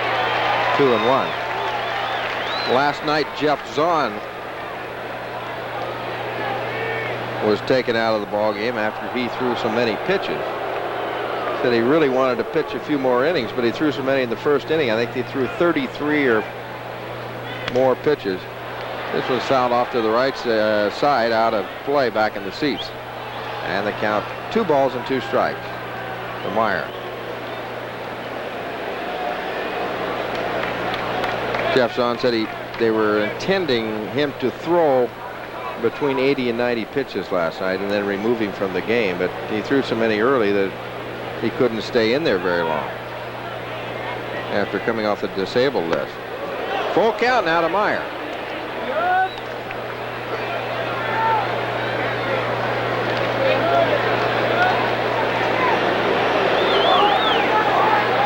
We'll watch the runners to see if they're moving. Engel at second, Tuffle at first. They're not, and it's ball 4, and the bases are loaded. Well, Dave Meyer walk number 3 by Candelaria, and it'll bring up Kirby Puckett. Well, the base is loaded. Well, Candelaria comes up as comes to the American League with a big reputation of being among the top control pitchers in baseball. Last year, Candelaria averaged only 1.65 walks per 9 innings. That was the second best figure in the National League. Only Bill Gullickson in Montreal was better. And prior to this game, he had only walked 14 all year. 14 hitters and 54 in the 3rd innings. But this is also his longest stint of the year. For those of you that weren't with us at the start of the telecast, the longest he has gone this year is 3 innings. And he's now in the 5th. And I think about him like a Righetti, who has been pitching now in the bullpen for a couple of years. And Righetti said it'd be very, very difficult for him to come back and be a starter and to pitch very many innings right off. And I'm sure that's the way Candelaria is. And already he's in the 5th inning. Now Marcel Latchman comes out. We may have a pitching change here.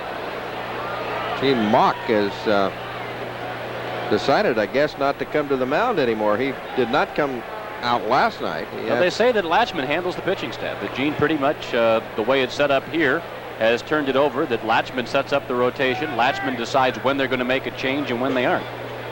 It's interesting. I'm sure Gene has strong input, but apparently he has a lot of confidence in Latchman. Now what they want to do, of course, is let Candelaria go 5 innings so he has a chance to win the game. By the same token, they're in a pennant race, which is a little more important. And they have a 4-1 lead right now and do not want to let it get away.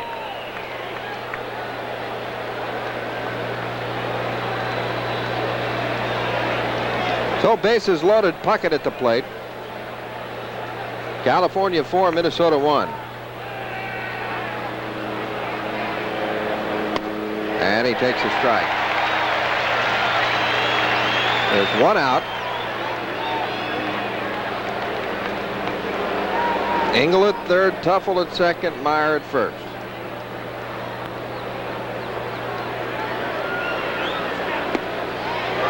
And a ball and a strike. Kirby got a sacrifice fly his last time up back in the 3rd inning. Hit it deep to left field to score Tuffle from 3rd.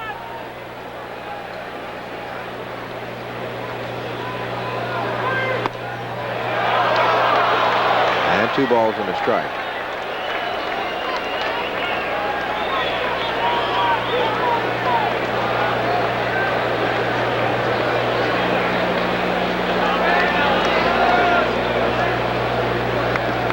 See Dave Meyer at 1st. Line drive, base hit. Engel will come in. He scores. Now comes Tuffle. He scores, and it's a 4-3 ball game. Puckett picks up 2 more RBIs and now has 53. Kirby now has knocked in all 3 runs for the Twins here against Candelaria this afternoon. First hit of the series.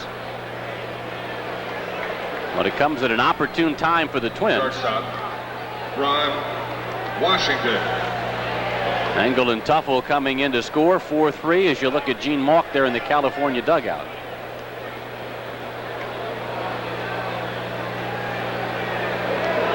No runners at first and third and 1 away, and Ron Washington at the plate. Twins picking up 2 big runs here and trail by 1. It's 4-3 California.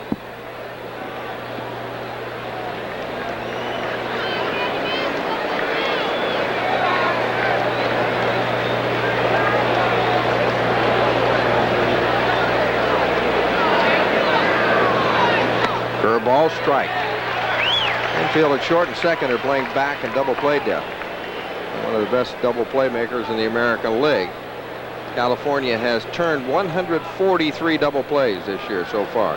See the third baseman DeSensei about even with the bag at third. Carew holding the runner Puckett at first. Fly ball center field. This should score Meyer easily as Pettis goes back. He makes the play. Meyer tags and he scores, and Puckett goes to second as he tags at first.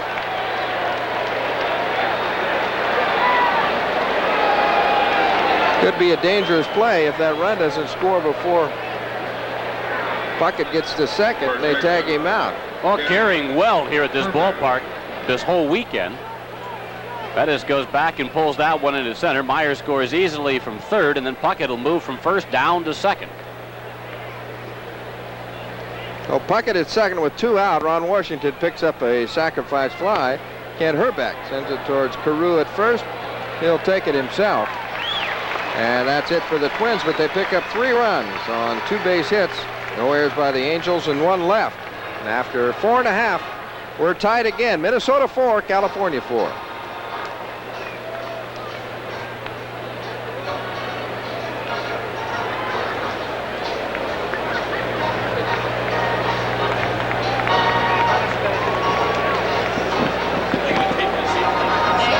Ladies and gentlemen, girls and boys, if you're looking for a complete evening of entertainment, circle Saturday night, August 17th on your calendar. That's the day the Angels host their northern rivals from Oakland. And it also marks the return of our fine feathered friend from San Diego, the famous Chicken. Thanks to sponsor Carnation Dairies, the feisty pal will entertain you with his complete zany routines. His return appearance is bound to need another big crowd. So take a tip, avoid those last-minute lines, and do your ticket shopping now. It's the Angels and A's and the famous Chicken, Saturday night, August 17th. Thank you.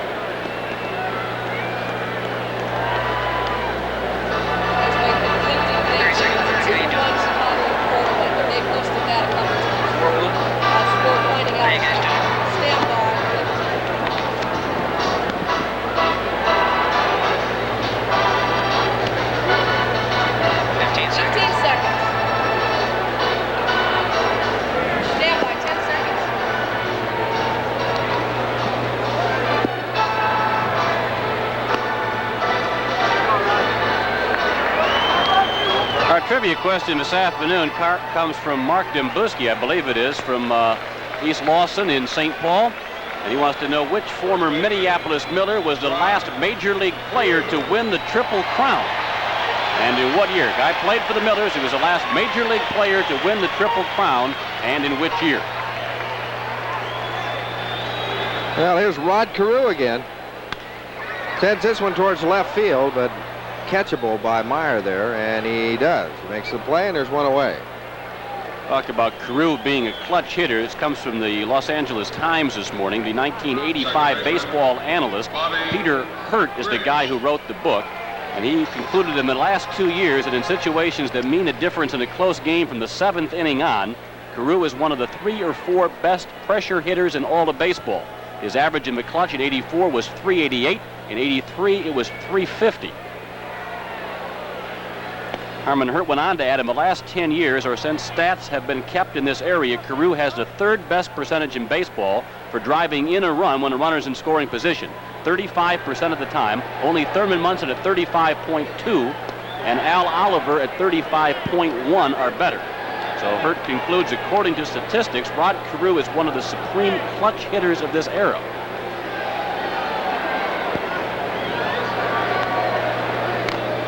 Bobby Grich at the plate, 2 balls and a strike. Now those are really some interesting statistics and just backs up what we knew all along. I think a player gets tagged, as you say, Bob, when he comes into baseball, and that stays with him. And a check swing by Grich, and it's 2-2. And particularly a fellow like a Pete Rose or a Carew that are singles hitters. But he's got a lot of singles. Oh, my.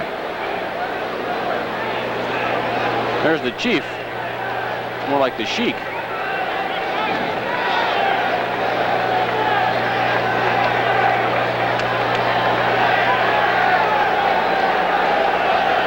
Two balls and 2 strikes to Bobby Grich here with 1 out. Tapper back to the pitcher. Viola for Herbeck, and there's 2 away. One other piece of business. We got a letter from Mrs. Christian of Jerome Street in Anoka. She missed one of the trivia questions. Who was the youngest player ever to play in Major League Baseball? And the answer to that was Joe Nuxall. He was under 16. I can't remember the exact age, 15 years and some odd months. But he was the youngest player ever to play big league baseball. 1944, I believe, it was when he broke in. It was during the war years. But Joe Nuxall was the youngest. This is Doug DeSensei. And he takes the pitch outside. DeSensei singled his last time up.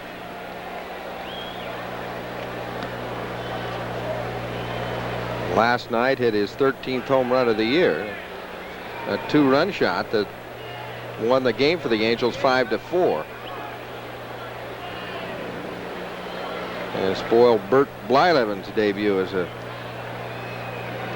new Twin. Popped up. Tuffle calling for it. Oh, and he nearly lost the ball.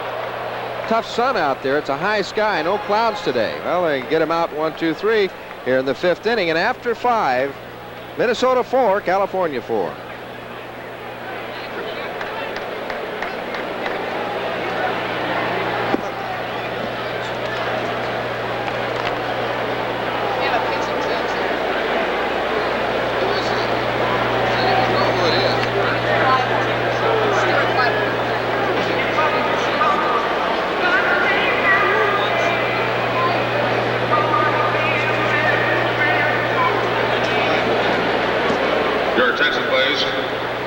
Pitching for the Angels, number 33, Stuart Clyburn.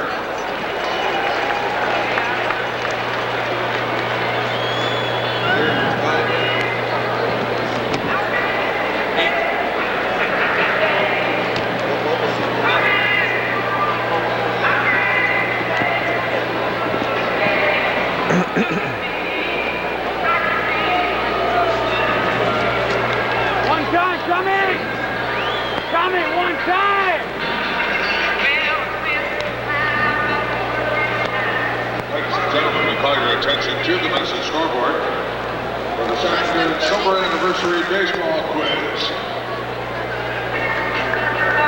15.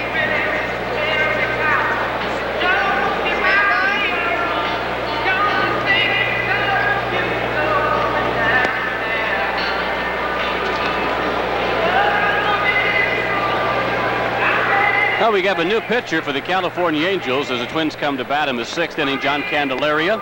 Departs after 5, giving up 4 runs on just 3 hits. He struck out 4 and walked 3 during his stint on the mound. The man you're looking at is Stu Clyburn. If he looks familiar, that's because he pitched last night. He closed out the ball game for the Angels. He was the 4th Angel pitcher to work, and he also was the winning pitcher last night. It was he that benefited from the home run off the bat of Doug DeSensei in the bottom half of the 9th inning. And checking the statistics on Mr. Clyburn this year, this will be his 27th appearance. He's 5-2 now with 2 saves and an earned run average of 2.11. So Clyburn comes on in relief of Candelaria here in the 6th inning. And he'll face Brunansky, Hatcher, and Engel. Those are the scheduled hitters.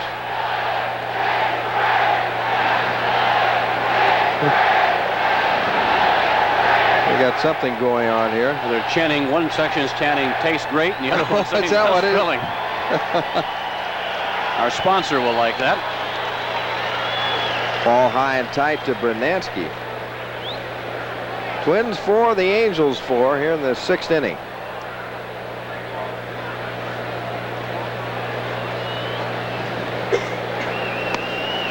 And there's a strike.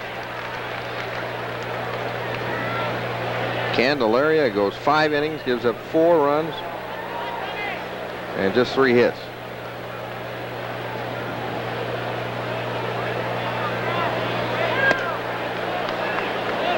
Two balls and a strike. What do you think, Kurtz? Will Candelaria help him? Oh, I think he'll help him. What's interesting is his uncharacteristic wildness is what did him in here. Seemed to lose it in the 5th inning. 4 runs on 3 hits. Yeah, he'll definitely, I think, help the ball club. He's out of play, and it's 2-2. The Angels are worried about a short strike. The reason being is they figure that the Royals would miss a couple of games, a lot of games, 15 or so, against Baltimore and the Toronto Blue Jays and the Tigers. Where the Angels will be playing, they figure, an easier schedule, which includes the Twins and Seattle. Speaking of a strike, what's your feeling about that now?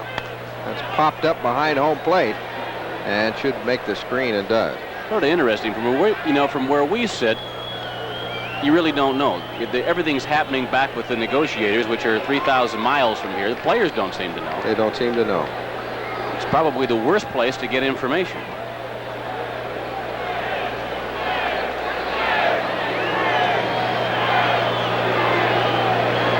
Two balls and 2 strikes on Brunansky. Got him on strikes. Fastball by Clyburn. And there's one away. Take a look at Brunansky. My only feeling on the strike is they've had 8 months to get something done. You would think that reasonableness on both sides in this or any other dispute of this nature, you'd think they'd be able to get it done without having to have a work stoppage. But that has not apparently been the case.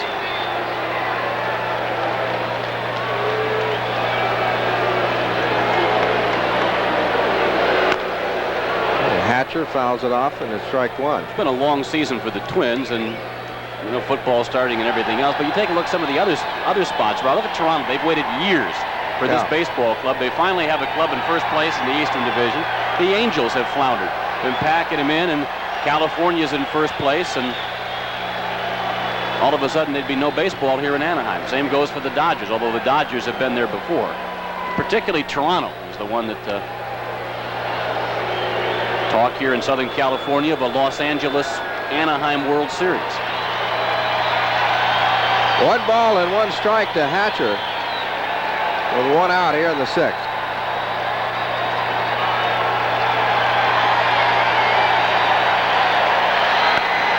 Line drive, right center field. Over goes Pettis. He can't get it. Hatcher rounds first. He's on his way to second, and he'll stay there with a stand-up double. Now, Pettis has come up with more than his share of spectacular catches and just missed coming up with that one. He made a bid, but comes up short, and Hatcher winds up on second base. Pettis is perhaps the best defensive center fielder in the American League. Got great speed and just fails to come up with that one. What a great effort it was. Hendrick chased the ball down, and Hatcher with a double. So Mickey Hatcher at second base with 1 out. And we're going to have a pinch hitter for Dave Engel. It'll be Mark Salas will pinch hit for Dave Engel. Salas on the year hitting at .321. Has 3 home runs and 25 RBI.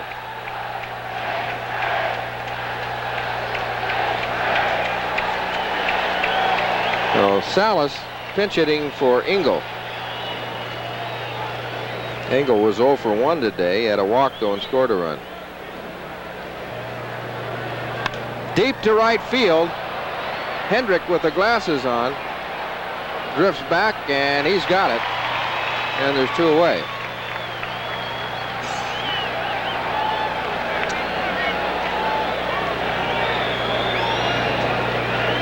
No, Hatcher with second now and 2 out. And Gary Gaetti will try to get him in. What do you think it's a strike? I hope that maybe in the last day here or so they can get it settled before they have to do that. Or if it happens, I hope it's just a very short one. Thinking even to the Twins, with all the goodwill built up under the new ownership and the record crowds at the Dome, and Uberoth seems to be trying to do everything he can in his power to keep him from having one. There's a strike. This is a nice summer in Minnesota, not so much on the field because the club's been a disappointment, but with the All-Star game and with, with the state and the area going all out.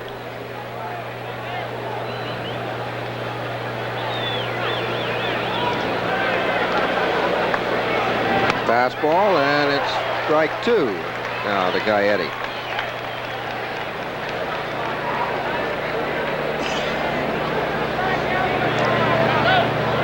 Take another look at that pitch. Ball popped out of his catcher's pad before he could close it. Slippery little puppy. He stays alive. Count holds at 0-2.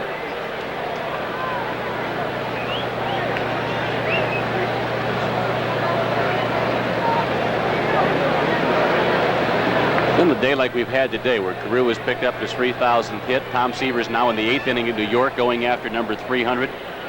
The positives of the game will be dominating the newspapers tomorrow morning.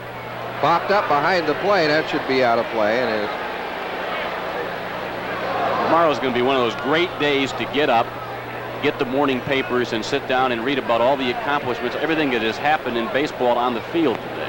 What inning is it now in New York?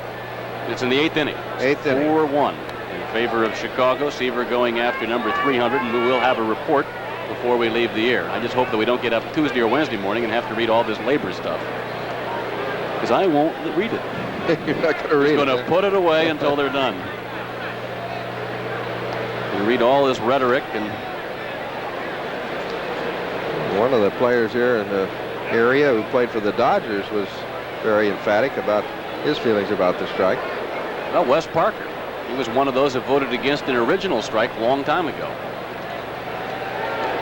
Was that 72 when they struck right at the beginning of the season, which involved you? Yeah, I don't remember voting. Out of the strike zone, 1 ball and 2 strikes.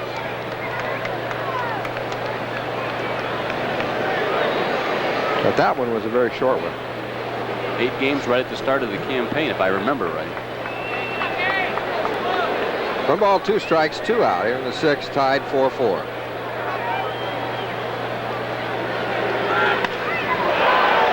Base hit. Here comes Hatcher. He's being waved home, and he'll score. And the Twins take the lead here in the 6th, 5-4. So Gaetti picks up a base hit, RBI single.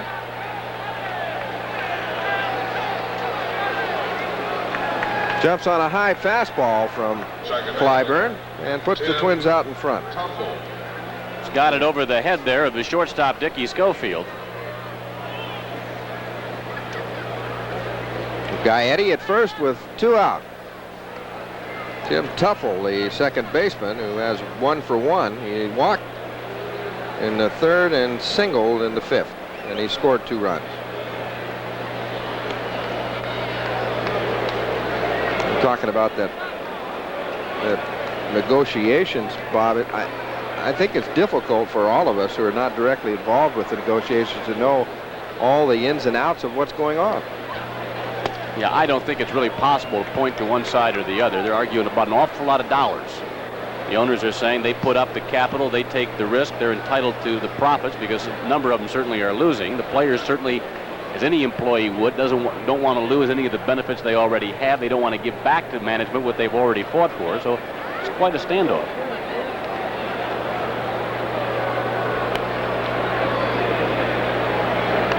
Just a shame they can't get this accomplished off the playing field and get it straightened out before it came to this.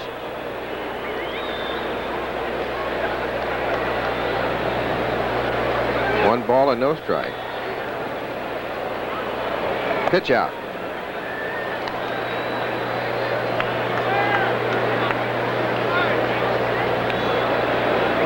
Tom Kelly flashing the signs at third. You can see that wrap on Gary Gaetti's left arm.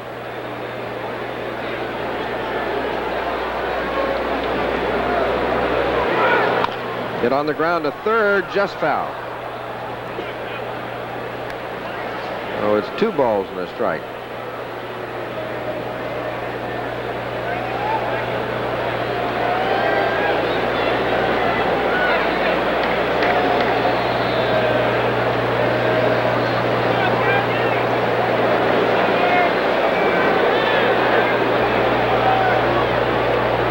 Stu Clyburn just taking his time out there, working very, very slowly. Came in last night, did the job for the Angels. There goes Gaetti, and the ball is fouled at the plate by Tuffle. 2 balls and 2 strikes, and Gaetti will have to go back to first. It was interesting. A lot of reporters were sitting around talking last night how much they enjoyed watching Blyleven work. And they were saying that, you know, I'm not putting the blame here on Clyburn since he's the pitcher out there, but there seem to be more and more of these pitchers getting into the game where they stand there and they wait and they wait. I don't know what advantage they get by standing there and waiting and waiting and waiting. Like looking over your putt for 4 hours, you're either going to make it or you're not going to make it. He is in no hurry. It'll be out of play. We've talked about it before. I think it's boring for us. It's boring for the fans at home. It's boring for the fans in the ballpark. And it has got to be heck playing behind these guys on the field, standing out there in the sun. Very tough. I don't think your fielders will be as alert when you work very, very slowly like that. Very warm day here in Anaheim.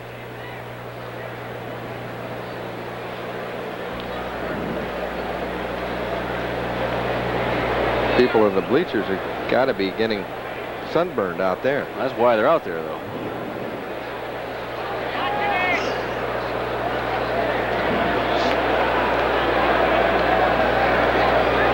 There goes Gaetti, and ball 3. The throw is in time. Now it's a 2-4, caught stealing on Gaetti, and that takes the Twins out of the inning. And after 5.5, Twins 5, California 4.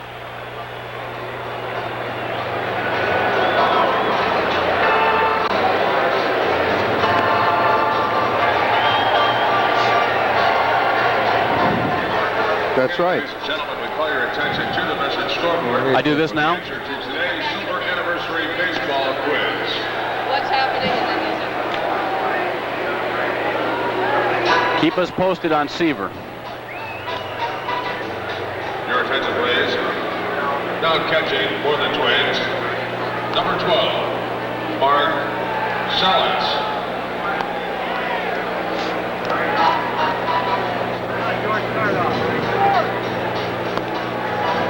30 seconds.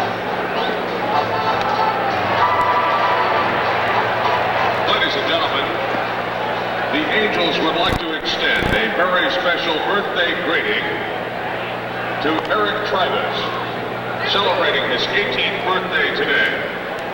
Happy birthday to Eric Travis.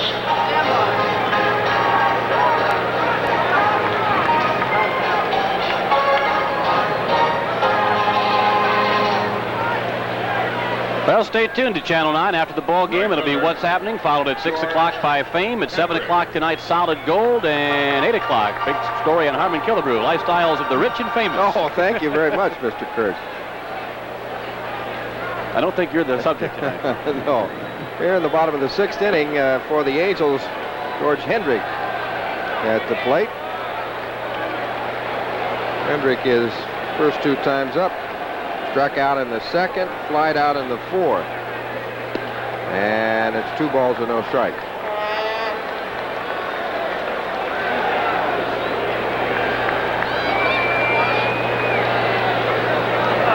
Ricky Viola trying to win his 11th game of the year. He's 10-9. Got a lead here in the 6th, 5-4. Curveball and misses, and it's 3-0 to Hendrick. Hendrick with good power.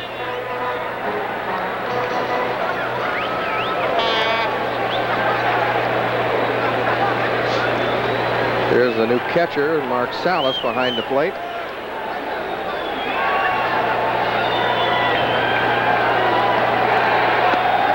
And it's 3-1 for Hendrick.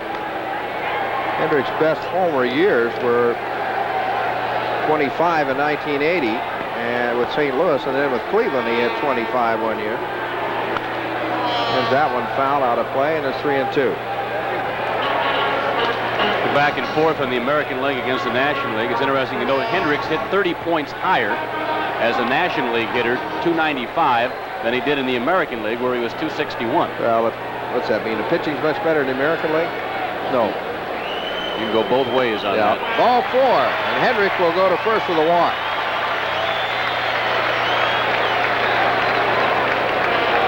See, I have that as the second walk for Viola. Yeah, not what you're looking to do either. Your club gets you a lead, 5-4, although Frank sat a long time. He came back in the bottom of the inning and walked the leadoff man.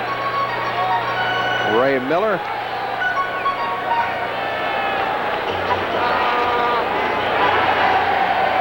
There's Juan Beniquez. Beniquez reached on an error his last time up. And he takes that one for a ball. Well, about pitchers going slow, you know, that's one of the things that scares me about expansion, is that you're struggling now to find pitchers that can pitch at the major league level, and you add a couple of more ball clubs, I don't know where they're going to come from. Oh, we heard this before, though.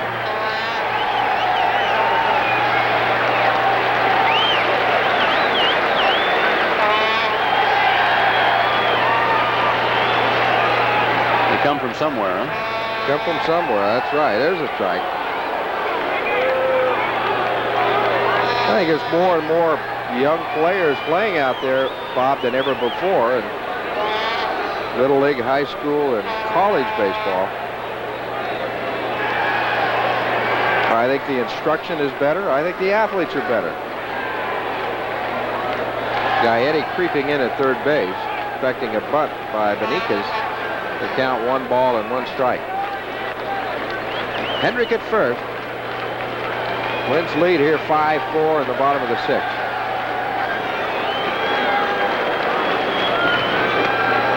And now it's 2-1.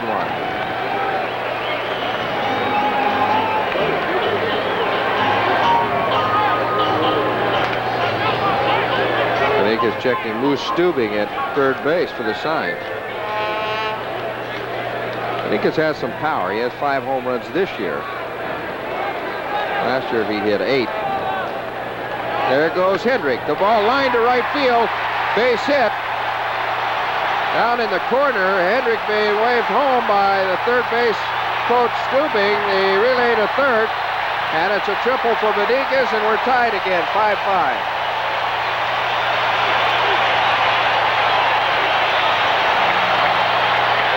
Well, there's the leadoff walk coming back to haunt you. Then Beniquez drives him in with a triple to the corner. The ball is, well, you'll see it here. Slices down the right field line. It'll catch the wall and just hugs the wall all the way around. Hendrick scores standing up, and Beniquez goes into third base with a triple. So we're tied here, 5-5. Beniquez at third base. With nobody out, Gary Pettis comes to the plate. And I don't know what Miller was doing there, putting on a sign of some kind. The infield in. Trying to cut the run off at the plate. Fastball, that one is on the corner, strike 1. You see the infield all the way around and playing in shallow.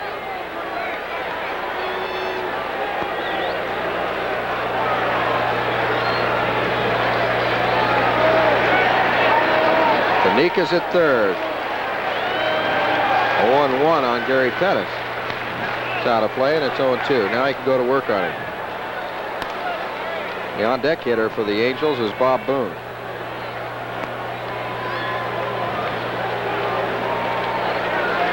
Well, no activity in the Twins bullpen.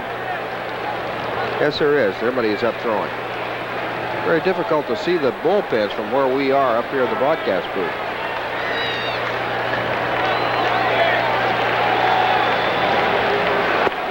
And it's a ball and 2 strikes to Pettis.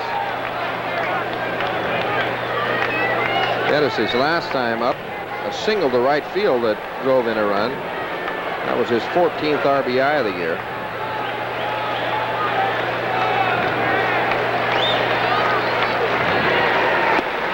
Did he go? Yes, strike 3. And he thought he held up, but he went too far. So Viola strikes out Pettis, and there's one away. And this is Viola's second strike. You'll see Pettis definitely goes around. Twins win that appeal, so they have 1 out now, and Boone coming up. Bob Boone a single his last time up, and he drove in a run.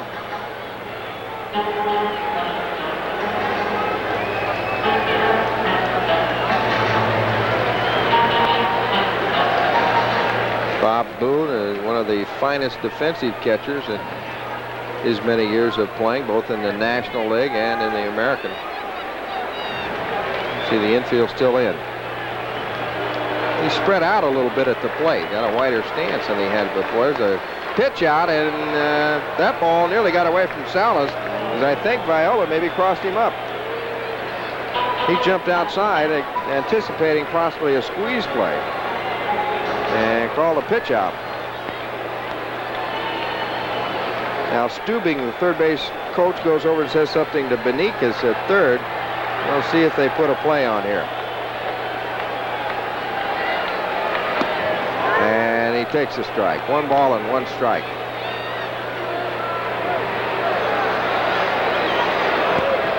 And the signs, you know the signs, Bob? Is that a base hit sign or? Get a hit. Get a hit sign. It's a ball. Now Boone is bunting. He certainly has given no indication. 2 balls and a strike. The outfield is deep and straight away for Boone. We're in the bottom of the 6th inning. Tied Minnesota 5, Angels 5. There's another pitch out. Now it's 3 balls and a strike.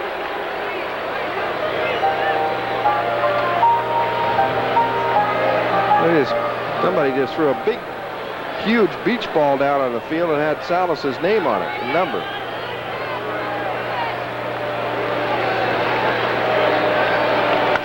Fly ball left field. Well, it's kind of a short fly ball. Benikas tags and goes back to third base. It wasn't deep enough to score him. Now let's pause 5 seconds for station identification. This is the Minnesota Twins Baseball Network. Shortstop, Dick. Harmon, Killebrew, Bob Kurtz from the Big A in Anaheim. We've got a tie ball game. Twins 5, California 5. Dick Schofield, the shortstop, coming to the plate with 2 out, and Juan Benikas at third. When he hit that ball, I thought he had a possible chance of scoring. Pretty good throw if you look back on it from Meyer.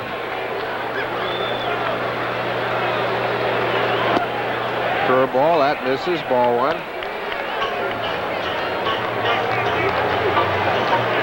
Schofield today, a home run and a sacrifice fly. That home run is 8th of the year. Turns it over, and it's 1-1.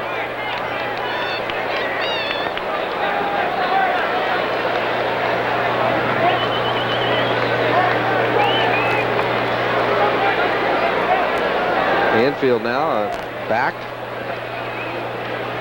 Up Gaetti at third base. And popped up.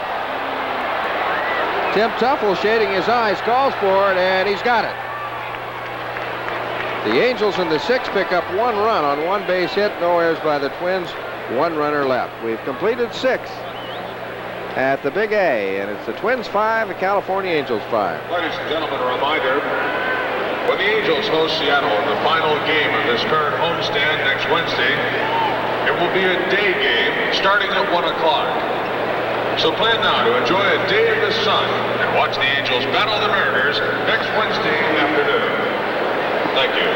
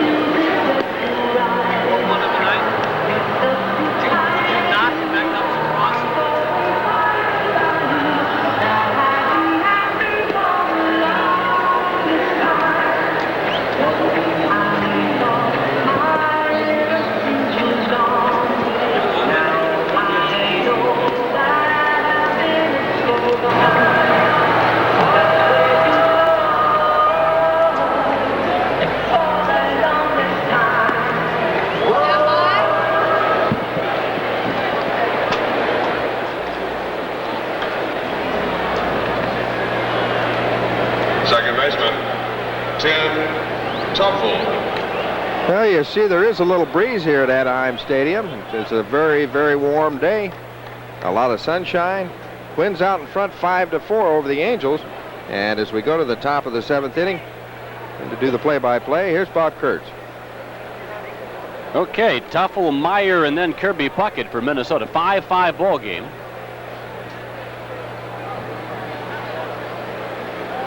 What did I say? 5-4 ball game. 5-4 was 5-4 one yeah, stage. I had them out in front here, 5-4. It is 5-5. See if we can push them out in front. 6-5. Love seems to want the lead this afternoon. Third hit off Clyburn.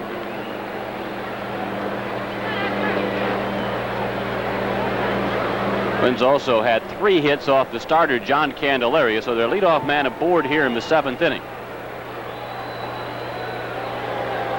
Carew's got me all shook up today. Carew's got a lot of people shook up. I wonder if there's ever been a day in baseball history where there's been 2 milestones in one day like there could be today. I don't understand they're in the 9th inning now at Yankee Stadium in New York. 4-1 White Sox as Seaver goes after number 300. Seaver with 300 earlier today. Rod Carew picking up his 3,000th base hit.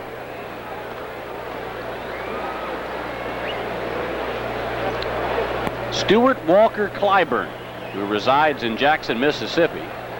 Stands 6 feet, weighs 187 pounds, has kicked around baseball, organized baseball since 1977. Up for a bit with California, just 1 ball game a year ago. Called a strike there on Meyer. 1 strike to Meyer, who has singled to left and walked. Twins have 6 hits. Tuffle the only man with 2. Puckett has 1. Hatcher has 1. Gaetti 1 and Meyer 1, in addition to the 2 by Tuffle. 5 runs, 6 hits, 1 error for Minnesota. 5-7-0 for California. 5-5. 5-5.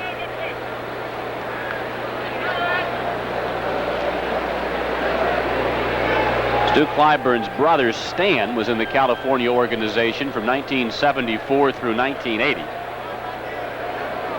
He joined the Angels last September the 10th from the Edmonton Trappers of the Pacific Coast League. Made his major league debut September 17th against Kansas City.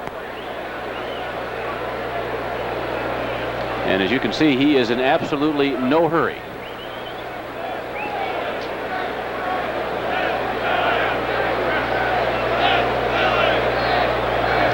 Meyer squares, doesn't offer as the pitch is wide. 1 ball, 1 strike.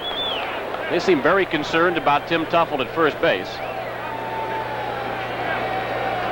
I would think in this situation, as you look over at Tom Kelly, the sacrifice might be on. They can move Tuffle down to second base, set up the table for Kirby Puckett, who has knocked in 3 runs for the Twins today. Doug DeSensei cheating in at third base. Carew holding with Tuffle over at first. Twins had Gaetti thrown out at second base to end the 6th inning.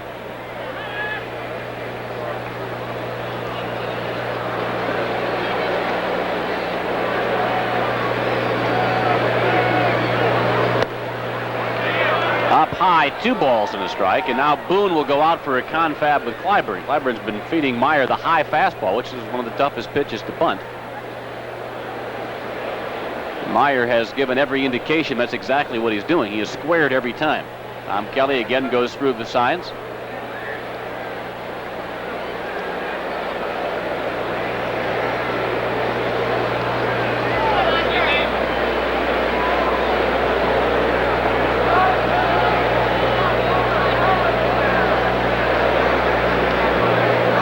Again, Meyer this time puts the bunt down. That'll move the runner to second. Clyburn with 1 play to first base. A sacrifice 1-4 if you're keeping score. Now the Twins have their runner at second with the go-ahead run represented by Tuffle with 1 out. And we'll go to the top of the order in Kirby Puckett.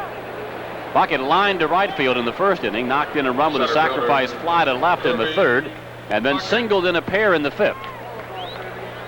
Puckett has just 1 hit in 11 trips in the series, but has picked up 3 RBIs in the ball game here this afternoon. Kirby hitting at .275 on the year, 3 homers, and now 53 runs batted in.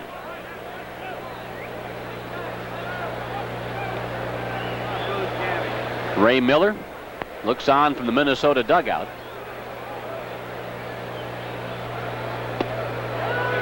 One strike to count to Kirby Puckett.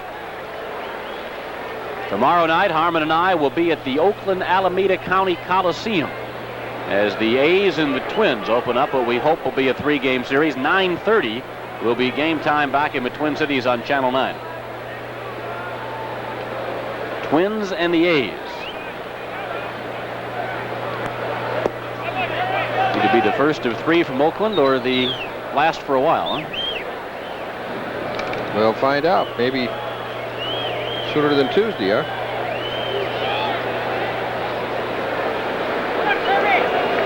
What's the deadline on that? Not sure exactly, but the games would not be played Tuesday, from what I understand. Strike on Puckett again, 1 ball and 2 strikes. They would affect all ball games played on Tuesday. So the Twins, I don't think there are any day games scheduled Tuesday. So the Twins would know by the games in the East start at 7:30. Which would be 4:30 out here in the West Coast. So the Twins would know by 6:30 Minnesota time, 4:30 where they'll be at in Oakland. And my guess is you'll know before that. I would doubt they would have people go to the stadiums in anticipation and then pull the plug. I would assume it would be done earlier in the day. There's been some talk of moving it back because some clubs are off Monday rather than having the clubs fly all the way to the site on Tuesday and then not play. Drive by Puckett down the right field line, foul.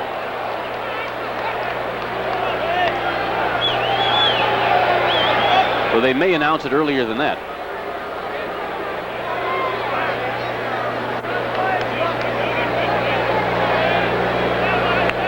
There's a negotiating session scheduled today. Today, yeah. May be the one. See, the clubs that are off Monday would travel on the off day, then get to a site and never play the game. So I would think there'd be an announcement before then.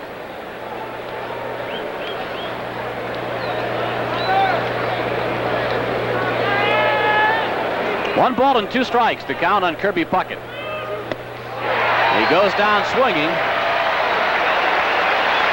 Clyburn racks up his first strikeout. Tuffle at second base, now 2 outs for the Twins. Like a slider. He missed it. Your attention, please. Tom Seaver has won his 300th game as Chicago beat the Yankees 4-1. 4 runs, 13 hits, 1 error for Chicago, 1-6-0 for New York. 6-hitter for Seaver. Well, that's assuming he goes the distance, which I'm guessing he did. We'll have more details on that in just a bit. Got a pinch hitter for Ron Washington. It'll be Roy Smalling.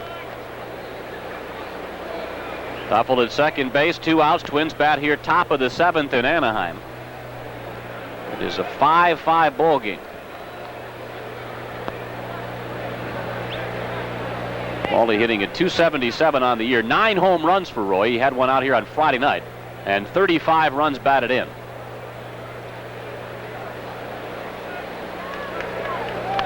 Fouled back on the screen. 1 strike to count to Smalley. Tomorrow night, Mike Smithson is scheduled to go against Tim Burtzis. Tuesday night, John Butcher against Chris Cotteroli, and then Ray Miller is undecided who will work the Wednesday afternoon game against Tommy John.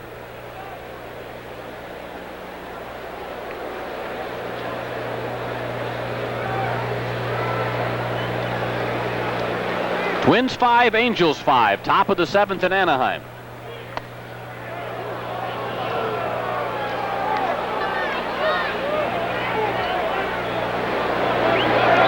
Only the 17th player in Major League history to record 300 victories. He is now 300 and 189 lifetime.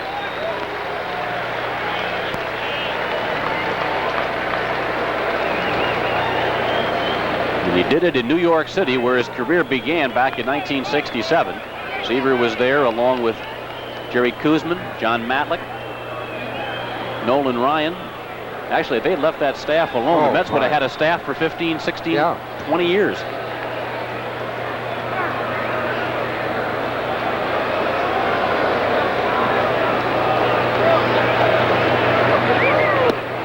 Three and one to Smalley. Throw back to second base, and Tuffle hurries back.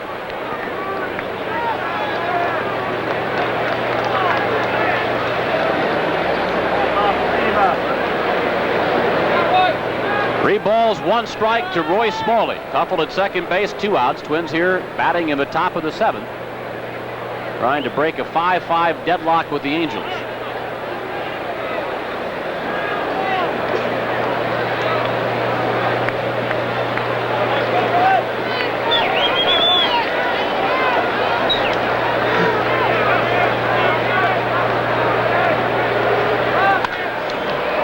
Shot down the first baseline, fair ball. Carew flips to Clyburn, and that'll retire the side here in the 7th. After 6 1/2, Twins 5, Angels 5.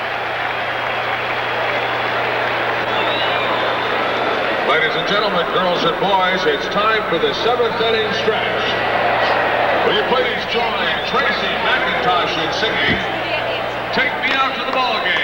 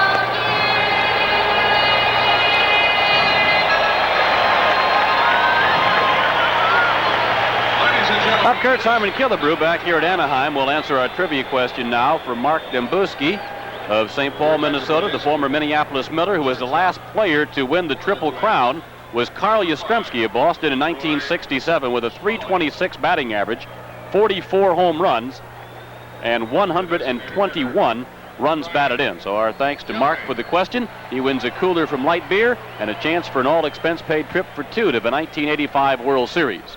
You can get in on it by sending your trivia question and answer on a postcard to Light Beer Trivia Quiz, Post Office Box 28070, Minneapolis 55428. Bottom half of the 7th inning here in Anaheim. 5-5 ball game, the Twins and the Angels. California sending up Brian Downing, then Rod Carew, and then Bobby Grich. Roy Smalley, who pinch hit for Ron Washington, stays in the ball game and will play shortstop. 1 ball and 1 strike to Downing, who has grounded to short, walked, and bounced back to the pitcher. He is the designated hitter for Gene Mauch this afternoon.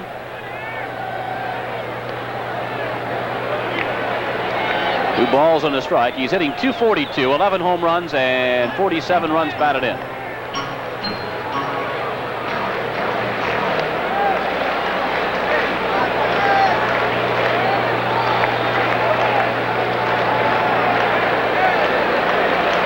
Two-one pitch now from Frank Viola is ripped on a line to left field.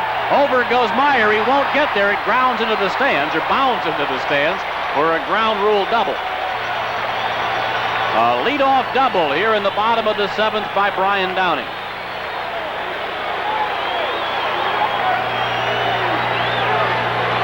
Take a look at it.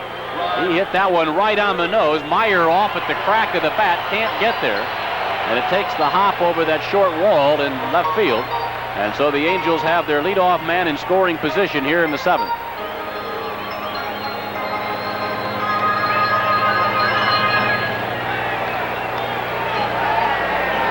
And now Viola will have to pitch to Rod Carew. Ray Miller, Mickey Hatcher in the Minnesota dugout. Carew has 1 for 3 today, which makes him 3 for 7 this year against Viola. He has 8 for 20.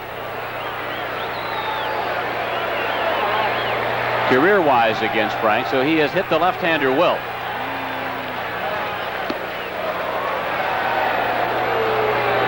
We talked about the schedule. There are 3 clubs in the American League that would have to travel on the off date Monday. Milwaukee would have to go to Texas, Boston at Chicago, and Baltimore would have to go to Toronto on the off day on Monday. They don't play Monday night.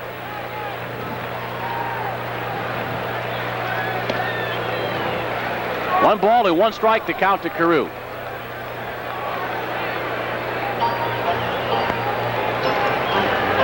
Moose Stubing.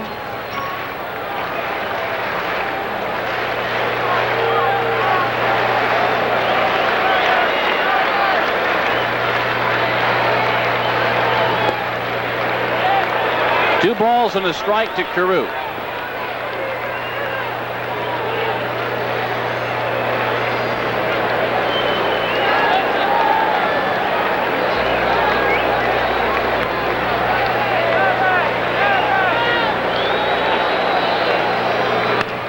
Ground ball, third base, Gaetti plays the hop, throws Carew out at first, holding at second base Downing. There's now 1 gone.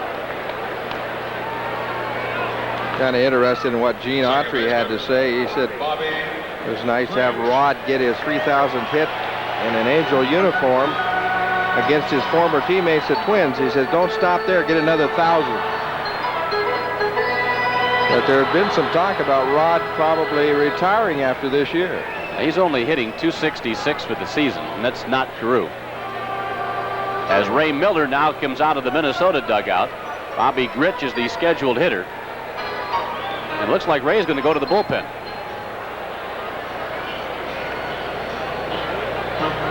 He has taken the ball from Viola, so apparently that is going to be all for Frank.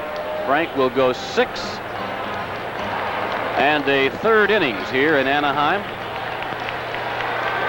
Leaves having given up 5 runs, responsible for Downing at second base. The Angels touch Viola for 8 hits. I have him for 2 strikeouts and 3 walks. Call your attention to the message scoreboard. So we'll wait and see who is coming in for the Twins. Strike Phenia. It looks like him, and is it? Yep. Hard to tell, we're so far away from the bullpen. Frank Phenia coming on in relief here in the 7th inning for Frank Viola. Phenia on the year has a record of 3 wins, 1 loss, 2.52 ERA. This is his 26th appearance of the year. He's pitched 39 in the 3rd innings, giving up 33 hits. He's walked 11 and struck out 21.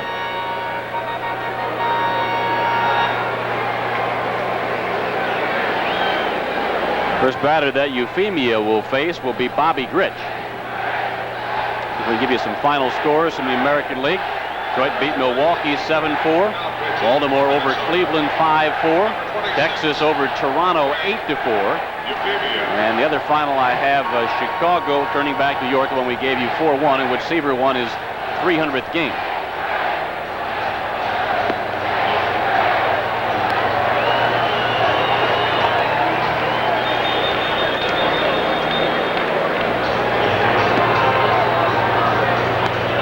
Here in Anaheim, it is 5-5, the Twins and the Angels. The Angels have Brian Downing at second base, 1 out, and Bobby Grich due up. Ball game that has featured the 3,000th career hit by Rod Carew. Both starters have now left the game. John Candelaria went 5 for the Angels, replaced by Stu Clyburn, who has worked the last 2. Frank Viola goes 6 1/3. He departs in favor of Frank Euphemia.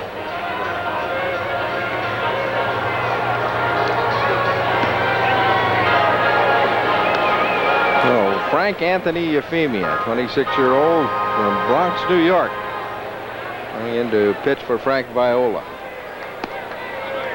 Well, we've got some 2 loyal Twins fans on hand at the game. Bernie and Sue McKigney of Moorhead, Minnesota. Inform us that Sue has Harmon's autograph in a Twins jersey at the Meet the Twins luncheon, which was held last winter, you recall, up in Moorhead. And they say the Angel fans are giving her a little hard time down there for wearing the jersey to the game today, and they'd like to send special greetings to Sue's father, Melvin Griffin of Middle River, Minnesota. So that's from Bernie and Sue McKigney. Thank you, Bob. We also have a note up here to Herb and Harmon. Loyal fans. They want to say hello to Hopkins, Minnesota from Rhino and Lynn. Okay, did you tell Herb? I got to pass it next door here.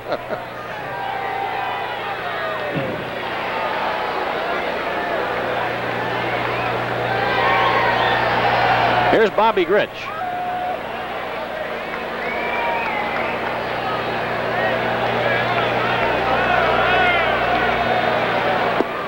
One ball and no strikes. Grich has been up 3 times, hit a ground ball on each occasion. Back to the pitcher twice, in the first and again in the 5th. And then the middle time at bat, in the 3rd inning, he hit into a 6-4-3 double play. Bobby hitting .245 on the year, 5 homers and 30 runs batted in.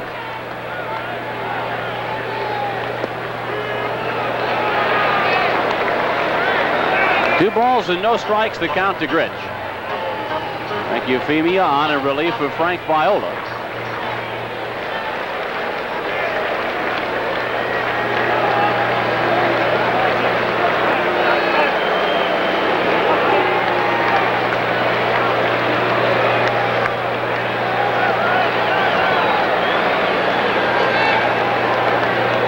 Grich hits a ground ball again. Smalley over to Herbeck. 2 outs and Downing still at second base. So that brings up the man who won last night's game for the Angels, third baseman Doug DeCense. A dramatic 9th inning home run off the new twin Bert Blyleven to beat Minnesota last night 5-4. Blyleven pitched a great game, retired the Angels in order in 6 of the 9 innings, gave up 5 hits, but 2 of them were the distance. Rupert Jones and Doug DeCense, and they're going to take the bat out of DeCense's hands right here. DeCense's gone 1 for 3 today. That home run last night, ironically, it came on August 3rd. I don't know how much stock you want to put in this, but he likes to hit against the Twins on August 3rd. He's played 3 such games against Minnesota on the 3rd of August, has 5 hits and 13 trips, 4 of them home runs, and 7 runs batted in. It's amazing. But here it is August 4th, and the Twins are not taking any chances. They'll walk them, put runners at first and second with 2 outs, and pitch to George Hendrick. Right fielder, George Hendrick.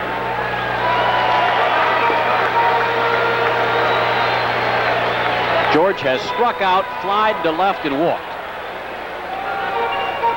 Hendrick appeared and made his Angel debut as a pinch hitter in last night's ball game and grounded out to Ken Herbeck at first base.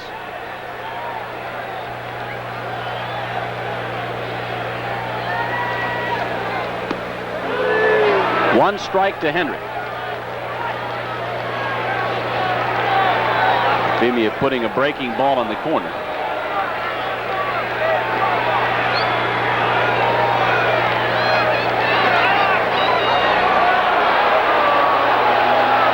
Phenia wanted to bluff Downing back to second base, keep him close to the bag. Situation like this, if you can cost Downing a step, that might be the difference between the lead run and being thrown out at the plate on a base hit, say, to center field. That's right. 1 strike to count.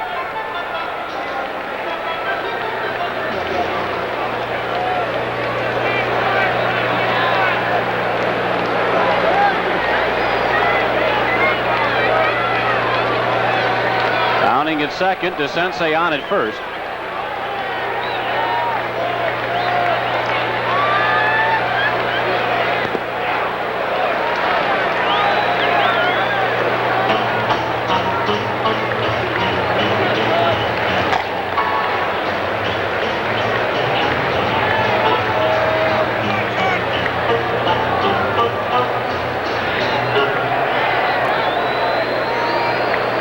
Scoreboard has 1 ball, 2 strikes now. The count on Hendrick.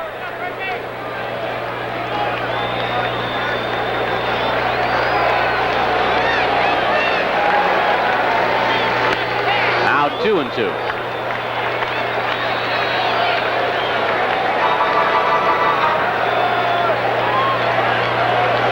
Two on, 2 outs, 2 balls, 2 strikes. The count to Hendrick. We're in the bottom of the 7th. The Twins and Angels are tied at 5. We wrap up this 3-game series. Hendrick lines it foul down the left field line. So still 2-2 to Hendrick. Goes home with a souvenir.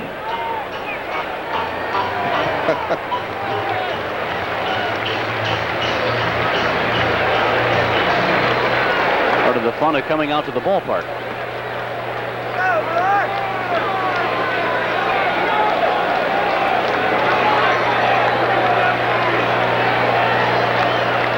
Two balls and 2 strikes the count. There's a drive by Hendrick out to left center field. Puckett goes over, makes the catch, and is side retired. So the Angels threaten but do not score. After 7, the Twins 5, the Angels 5.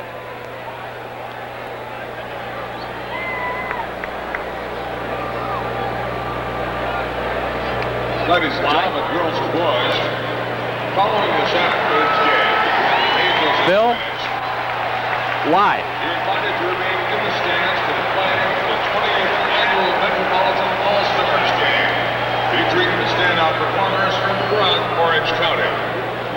So plan to remain here for the 2nd game of today's doubleheader and watch the Metropolitan All-Stars. Thank you. They didn't tape it?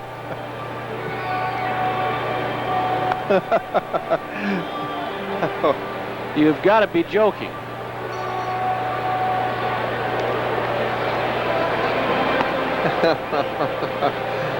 Well, if somebody, you know, the sports department can still get it off of CNN or ESPN. Remind them of that.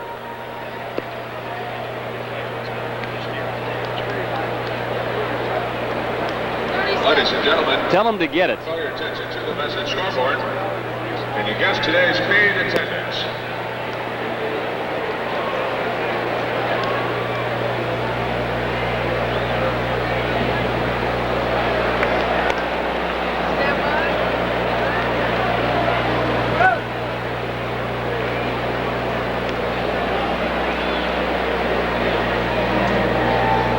Bob Kurtz, Harmon, Killebrew back here at the Big A in Anaheim. Twins and Angels tied 5-5, 41,630 on hand this afternoon to see Rod Carew get his 3,000th hit. In New York, of course, Tom Seaver winning number 300. As Ken Herbeck leads it off for the Twins to start the 8th inning. He'll be followed by Tom Brunansky and then Mickey Hatcher.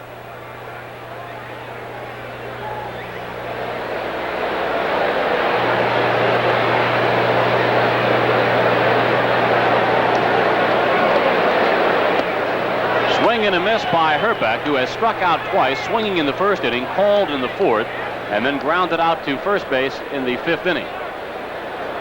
This will be Herbeck's first at bat, though, against the right-handed throwing Clyburn.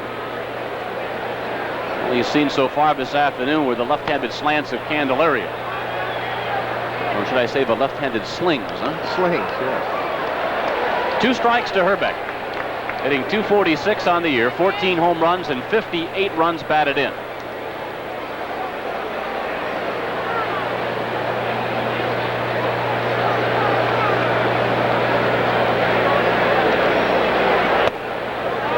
One ball and 2 strikes the count. 5 runs, 6 hits, 1 error for the Twins, 5 runs on 8 hits, and no errors for the Angels. Both starting pitchers, John Candelaria and Frank Viola, have departed. It's Clyburn against Frank Euphemia at the moment, as Herbeck goes down swinging for the third time today. Right fielder, Tom Brunansky. Second strikeout, third strikeout for Clyburn. One gone to start the 8th for the Twins, and here's Brunansky.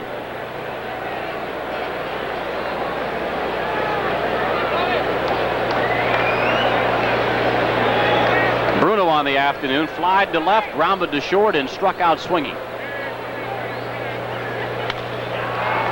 Pops this one up, and back of first base, Carew goes out. Coming in is Hendrick, and Hendrick will make the catch in shallow right. 2 away for the Twins. Yeah, it's just been a very, very tough day in the field with the high sky, no clouds, and that bright sunshine. It's difficult to pick up the ball, and he made it here.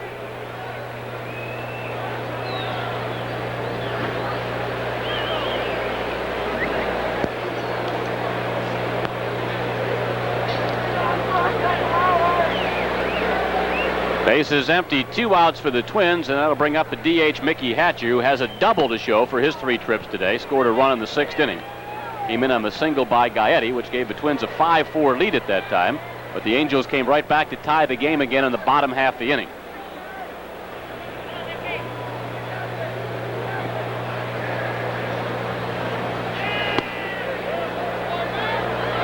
Two and 0 to Hatcher. Mick hitting at .295, back in the lineup today after being out with the bad back.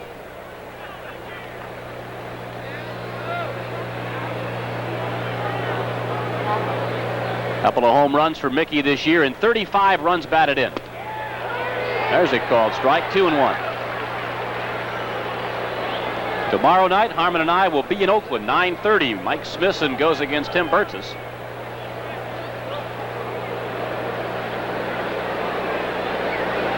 Twins and the A's kick off what we hope will be a 3-game series. Hatcher grounds it to third. Doug DeSensei makes the play over to Carew. 3 up, 3 down. We go to the bottom of the 8th, tied 5-5.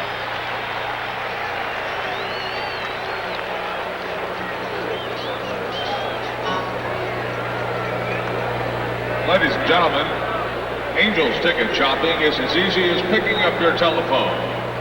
Just call Teletron at area code 714-634-1300 or area code 213-410-1062 and order your tickets to future games.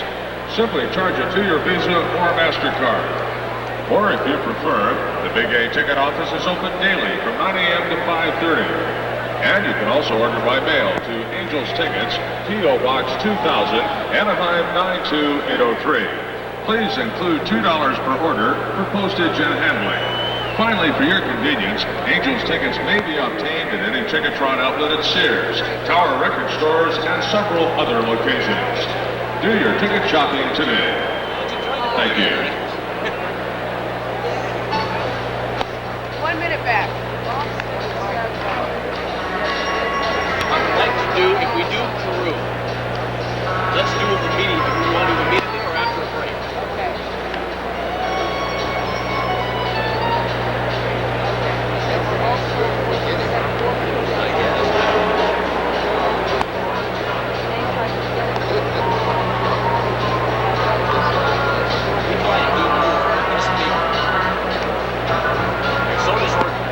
We'll be as flexible for 30 seconds. We'll be real flexible here. They'll be flexible with us. You know? No, I really want to see that. And they're working on WPIS. How about CNN? We're looking at all of it. Stand by. 10 seconds. They're working on it. No, they were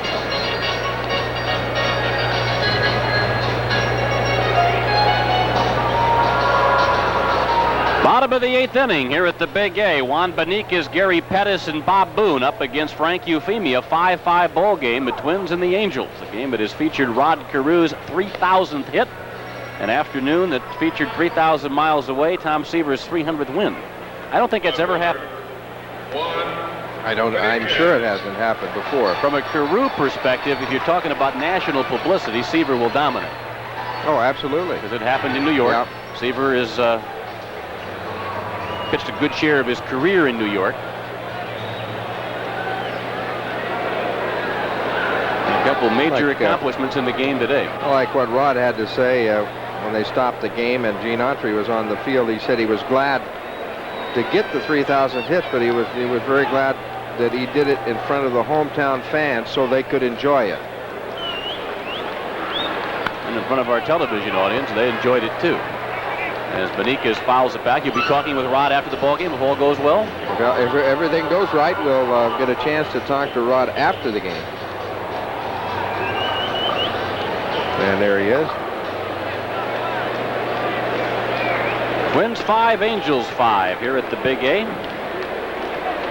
Frank Euphemia on in relief of Frank Viola. Viola went 6 1/3, 5 runs, 8 hits. Euphemia came on, got Grich to bound out, walked to Sensei intentionally, and Hendrick to fly to center. And Beniquez right now to fly to shallow right. Tuffle goes back, shades his eyes, makes the play. Tuffle playing with that on your sunglasses. I don't understand that. When you can use glasses, why not use them? Center fielder. Some people feel more comfortable without them. A lot of guys have trouble with the sunglasses, getting used to wearing them, flipping them down. So the Twins play so many games at night and inside the dome. You don't need the sunglasses very often. On a day like this, boy, it's almost a necessity. It is a necessity. Here's Gary Pettis now batting left-handed. Bounds it up the middle, cut off by Tuffle. He drops the ball, and that puts the speedy Pettis aboard with 1 out here in the bottom of the 8th.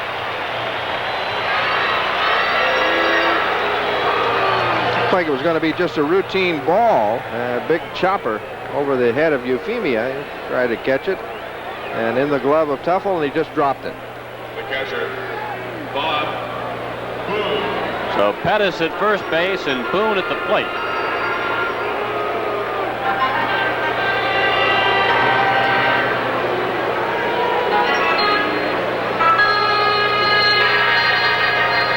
Pettis with 31 stolen bases this year. He's been thrown out 6 times. Little lob there from Euphemia. Boone has 8 sacrifice bunts, so he's been pretty adept at that. I think he does. He leads the Angels. He and Schofield lead the club in sacrifices. 1 strike to count to Boone, who's hitting .247 on the year, 4 homers and 33 runs batted in. They charge Tuffle with an error on the play. Twins second of the ballgame. Ron Washington's error back in the 4th inning opened the door for 3 Angel runs. Twins failed to turn the double play. They got no one. Minnesota generally this year a pretty good fielding ball club.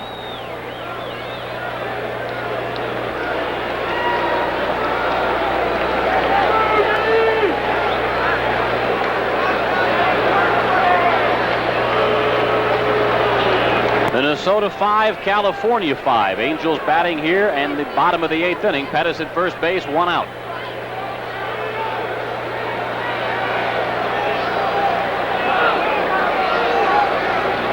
There he goes. Salas had trouble getting the ball out of his glove. Pettis had a good jump and no chance.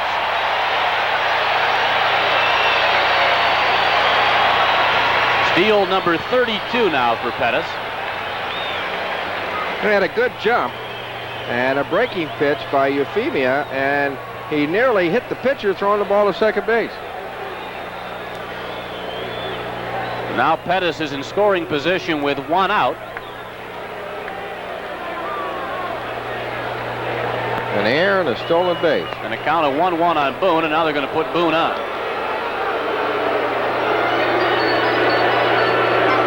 Which sets up the double play.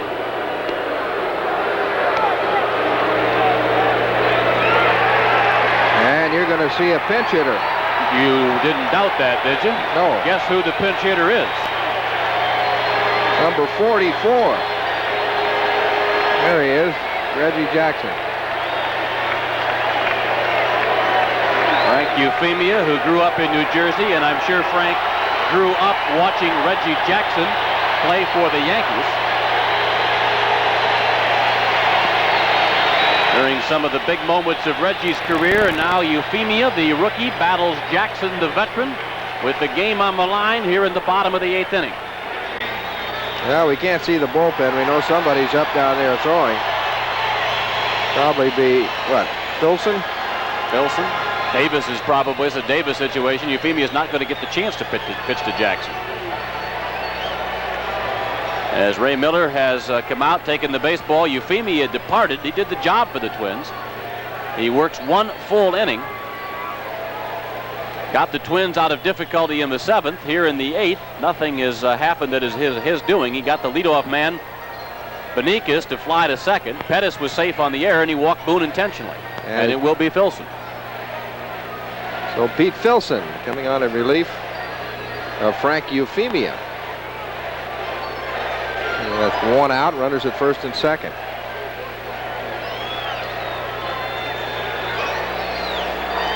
Viola, Euphemia, and now Filson. Filson worked a 1/3 of an inning out here on Friday. Was touched up for 2 hits and 1 run. Pete on the year is at 3-5 with a couple of saves and an earned run average of 4.19. So Filson becomes the 3rd Twins pitcher. Viola 6 1/3, Euphemia an inning, and now Pete Filson here with 1 out in the Angel 8th. Tigers winning this afternoon 7-4 over Milwaukee. Baltimore a winner over Cleveland. They both pick up a game on Toronto, which lost at home against Texas this afternoon. Tom Seaver, of course, and the White Sox won. Seaver recording his 300th career win against 189 losses.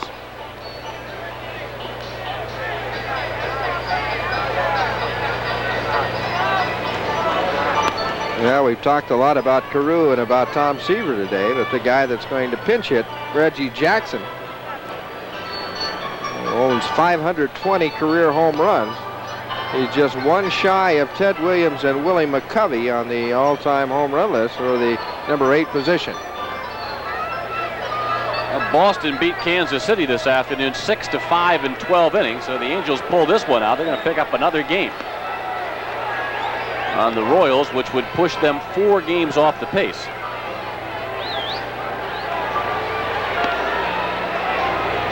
Royals have been the Angels' most persistent challenger this year. Oakland's still pretty much in the hunt.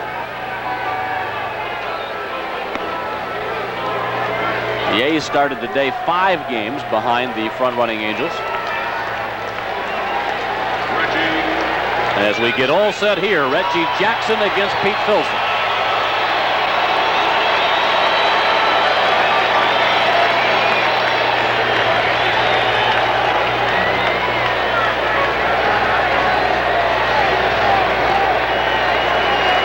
Pettis at second, Boone at first, 1 out.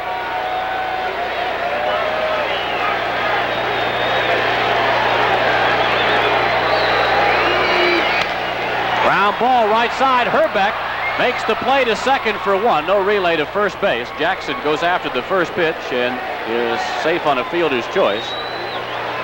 But they get Boone going to second, 3-6 if you're keeping score, and Pettis, the speedster, moves to third. And we go to the top of the order of a designated hitter, Brian Downing. The designated hitter, Brian Downing.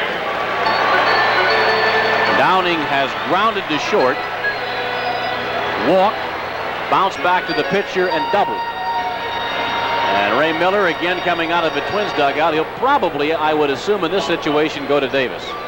Again, we can't see the bullpen. We don't know what's going on down there.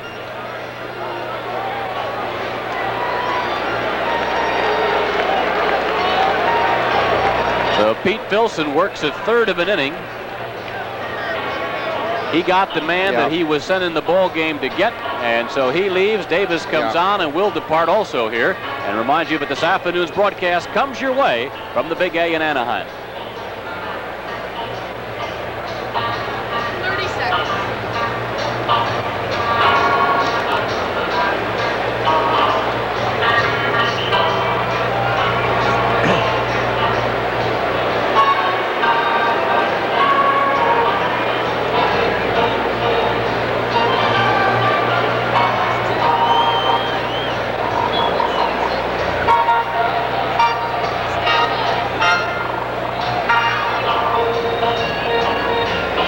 you're looking at Ron Davis in the top of your screen coming into pitch. And he'll face, we don't know who he'll face. Downing is a scheduled batter. Probably will hit for himself. Number 39. Davis on the year, 2 wins, 5 losses, 3.76 ERA. This is his 39th appearance. He has 15 saves so far, and in the 40 and 2/3 innings he's pitched, he's walked 24 and struck out 47. This is not a save situation, but under Ray Miller in 9 save situations, RD has been successful 9 times. He has been phenomenal since Miller took over. Yes, he has. A definite turnaround by Ron Davis. There's a skipper, Gene Mock. Davis here being asked to slam the door on the Angels in the 8th inning of a 5-5 ball game. Angels runners at first and third with 2 outs, and the ever dangerous right-handed hitting Brian Downing at the plate. Gene Mock is very high on Downing. You mentioned last night, Harmon, how high he hits him in the order. Yeah, today he's got him in the leadoff slot. Last night he had him in the number 3 slot.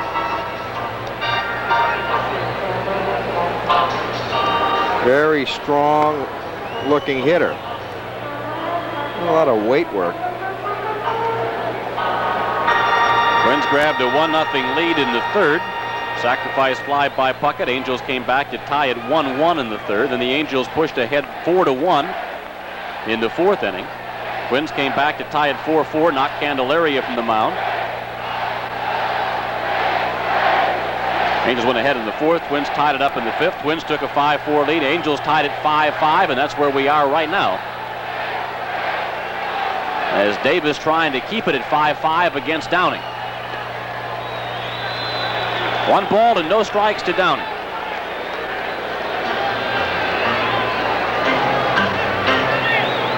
Gary Pettis at third base, and Reggie Jackson over at first with 2 outs.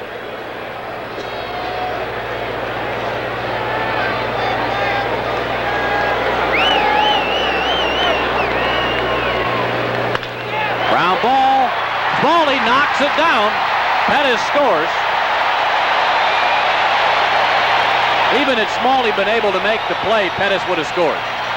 Smalley's only chance would have been to get up and somehow try and force Jackson at second base, and I don't think he could have done it from that position. Now let's look at it again.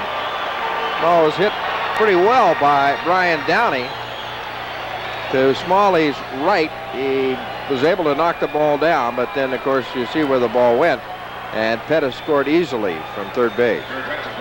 Now we're going to have a pinch runner for Reggie Jackson. Craig Gerber will go in and run for Reggie.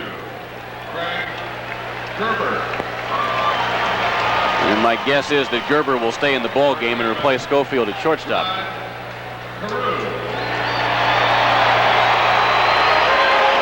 So a base hit and an RBI for Downing. Angels take a 6-5 lead, and Rod Carew now bats. Carew, of course, picked up number 3,000 back in the 3rd inning. He's 1 for 4 on the afternoon. He'll be talking with Harmon Killebrew at the conclusion of the ball game.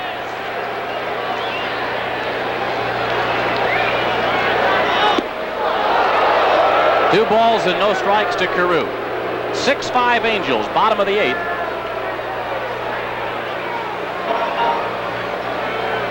A tough one there for Salas. Got the glove on it and kept the runners from moving up.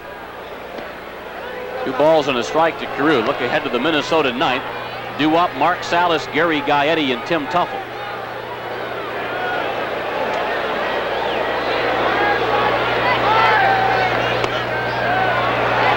Three balls and a strike to Carew.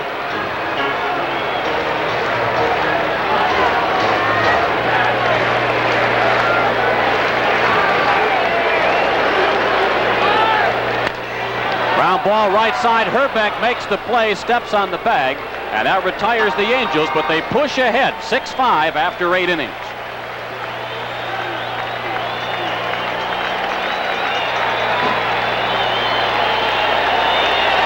Ladies and gentlemen, here are scores in baseball games played today.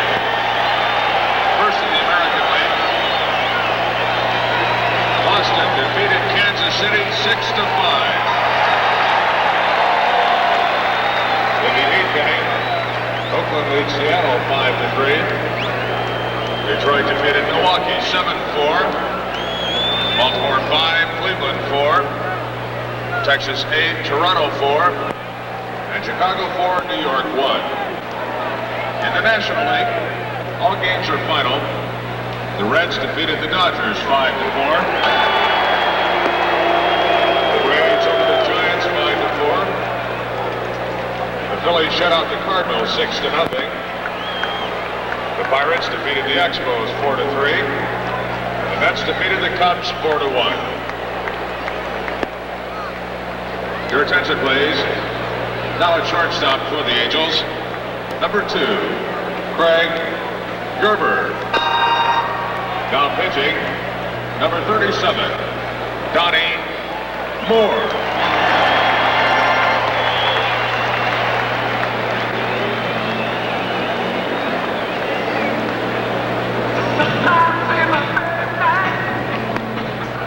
Guy.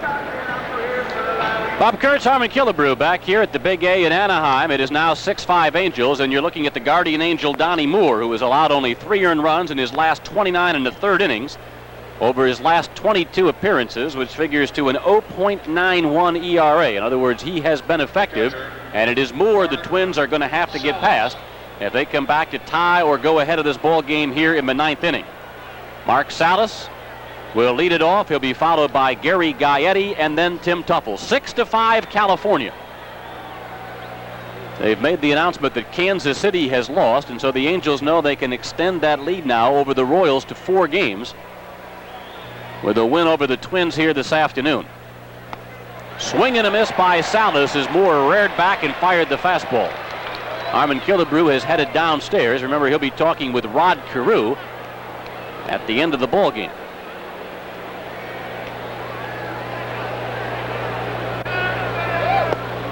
1-1 strike to Salas. Carew getting number 3,000 back in the 3rd inning. It came at 1:47 Pacific time, or 3:47 in the Twin Cities, on a 1-1 pitch from Frank Viola. The 16th member of baseball's 3,000 hit club. 1-1 strike to the Chief while we wait for the paper there to flutter to the ground and get out of the Chief's line of vision. A little hot dog wrapper or something.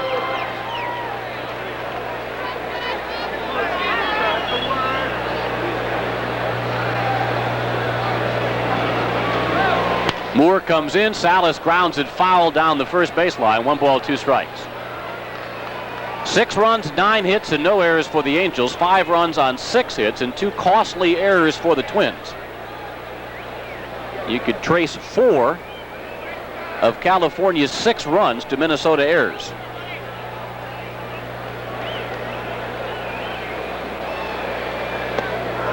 Minnesota failing to turn a double play back in the 4th inning. Washington charged with the error. That led to 3 runs as the Angels went ahead in the ball game at the time. And then Tuffle's error in the 8th inning. And Pettis was the man who scored to give the Angels the lead 6-5. 2 balls and 2 strikes to Salas. It has been John Candelaria for 5 innings, Stu Clyburn for 3, and now Donnie Moore here in the 9th inning for California. Frank Viola, Frank Euphemia, Pete Filson, and Ron Davis for the Twins. Salas hits it in the air, right center field. Pettis comes in, makes the catch. There's 1 out.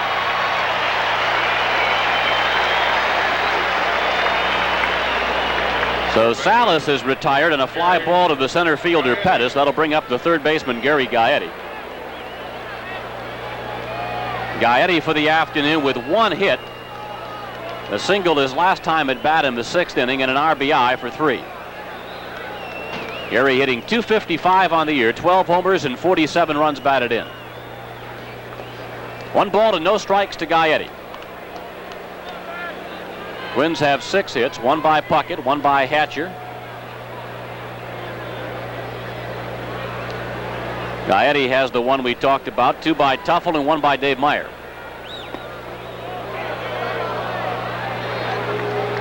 Hatcher has a double. All the rest of the hits have been singles.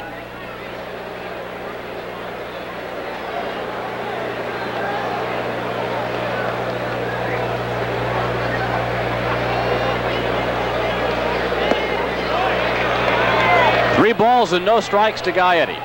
41,630 on hand. At the old ball yard on this Sunday afternoon in Anaheim. Angels trying to win their 60th game of the year, which would put them 16 games over the 500 mark.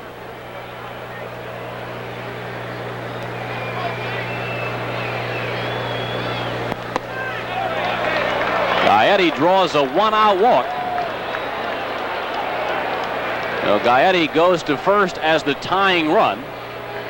And Randy Bush now will come on and bat for Tim Tuffle. Kurtz plays for the Twins.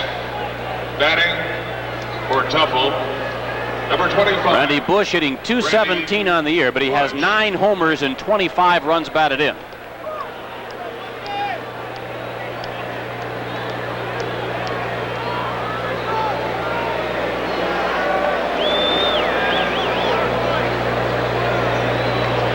Gaetti leads at first, and Moore will make a toss over to Carew. And we'll pause 5 seconds for station identification on this, the Minnesota Twins Baseball Network. Bob Kurtz, Harmon Killebrew back here at the Big A. I'm upstairs here in the booth. Harmon is downstairs waiting to talk with Rod Carew should the Angels win it here in the top of the 9th. 1 ball and no strikes to Bush.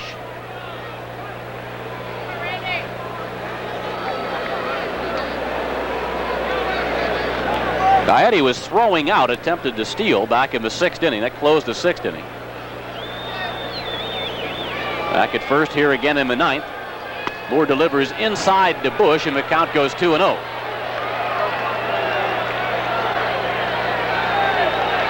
Johnny Moore has been absolutely sensational for the Angels this year. 7-4 with 20 saves. And an earned run average of 1.45.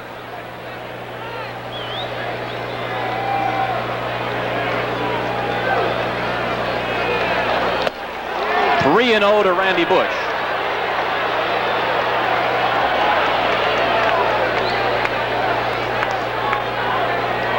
A little bout with wildness has the Angels a little bit concerned about Donnie Moore here in the top of the 9th.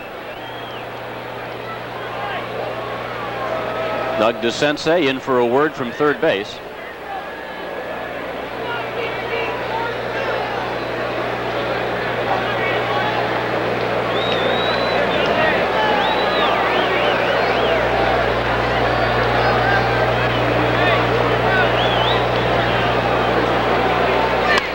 Bush had the green light on 3-0, pops it foul back behind the plate. 3 balls and a strike to Randy Bush.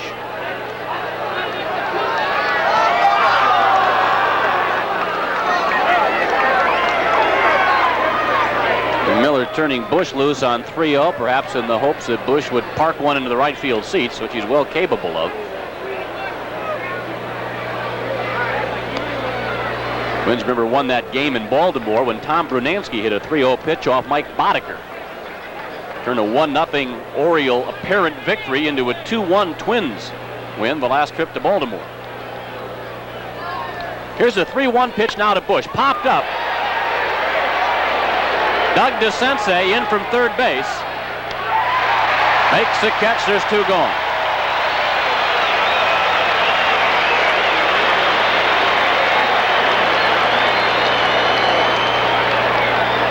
Gary Gaetti at first. 2 outs now. We'll wait and see who comes to the plate for the Twins. Mike Stenhouse has come out of a dugout and is swinging a bat. He will bat for Dave Meyer. As Ray Miller goes to his bench here in the 9th inning. Batting for Meyer, number 33. As the Twins try and avoid being swept in this 3-game series by the California Angels. The Twins so far are 1-4 on the trip. And have fallen deep into the 2nd division of the American League West.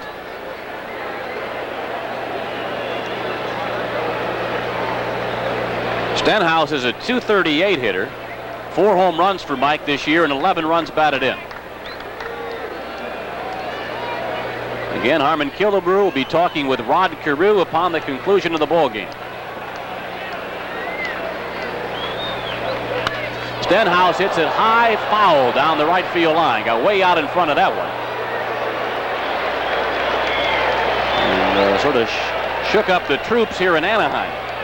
And it was DeSensei that hit one out last night off Blyleven when it looked like the Twins were going to win. Stenhouse trying to return the favor, but a little bit out in front of it. 1 strike to Stenhouse.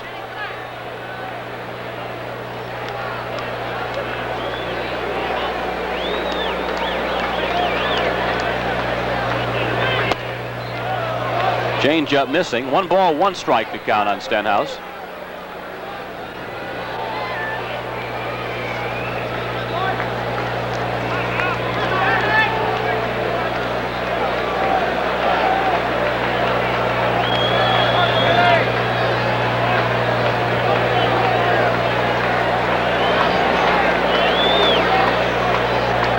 Now 2-1 to Stenhouse. Angels hold on and win. They would be the 5th club rather, to win 60 games this year.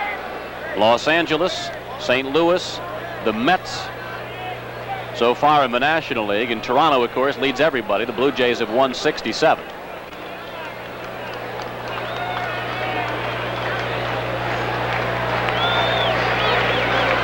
Moore delivers 2-1 to Stenhouse. Down low, 3-1.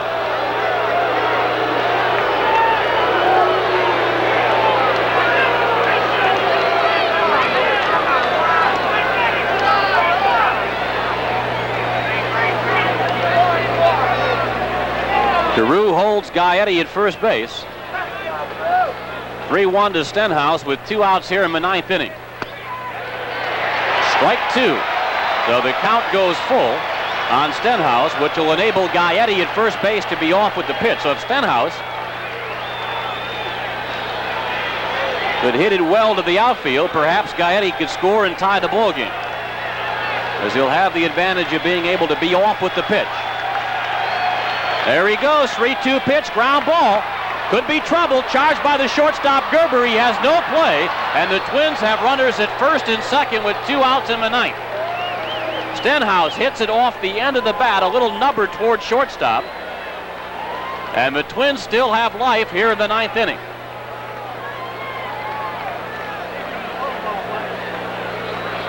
Gerber charged from short, but when he gets there, he realizes he has no play and just holds on. And so the Twins will go back to the top of the order now, and the center fielder Kirby Puckett will bat. Greg Gagne. Greg Gagne has gone in. He will run for Stenhouse. Center fielder Kirby Puckett. So Gaetti at first, Gaetti at second, Gagne at first, and Kirby Puckett, who has 3 RBIs on the afternoon, will be the batter.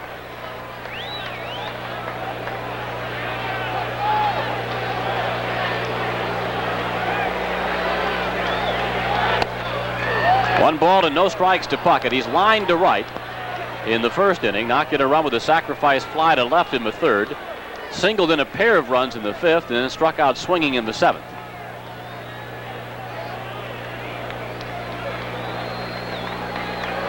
Three RBIs have boosted Kirby's total this year now to 53. Pretty good figure for a leadoff man.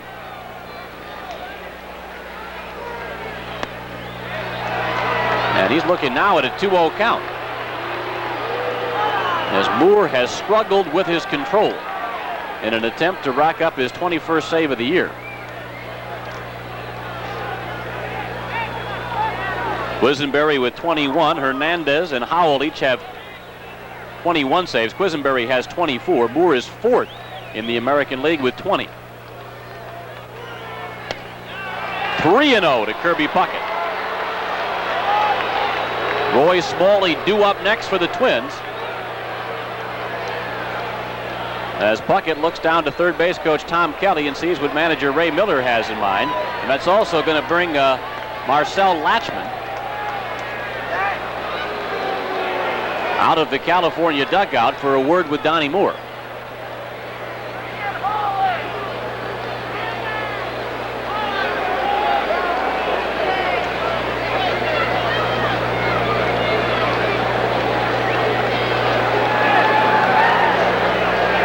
baseman has had his say. DeSensei goes back to third base. And so we got a 3-0 count on Puckett. 6-5 Angels, top half of the ninth inning here in Anaheim.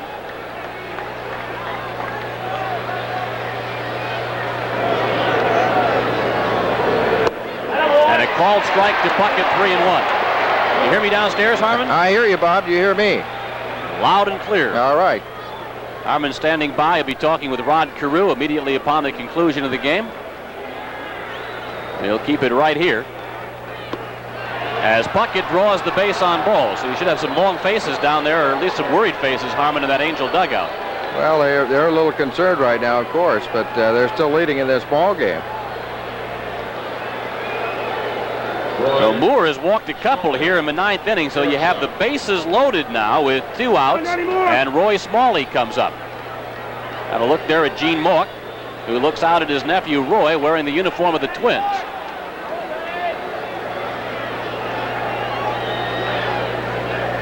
Smalley fouls it off the mask of Boone, 1 strike. Eddie at third base. Gagne down at second base, and Puckett now aboard at first base as Moore faces big problems here in the top of the ninth.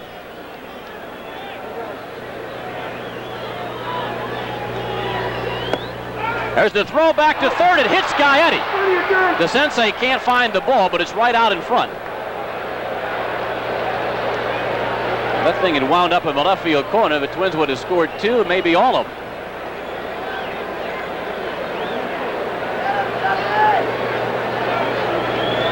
I couldn't tell from down here, Bob, if that hit Gaetti or if it hit DeSensei. It hit somebody, but from the Angels' point of view, they were fortunate because the ball stayed on the home plate side of the bag, and DeSensei was able to locate it. 2 balls and a strike now to Smalley.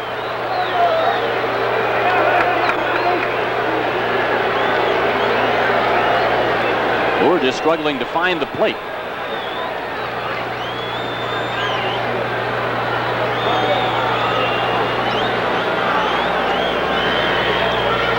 Swing and a miss. 2 balls and 2 strikes now to Smalley as Moore turned loose the fastball.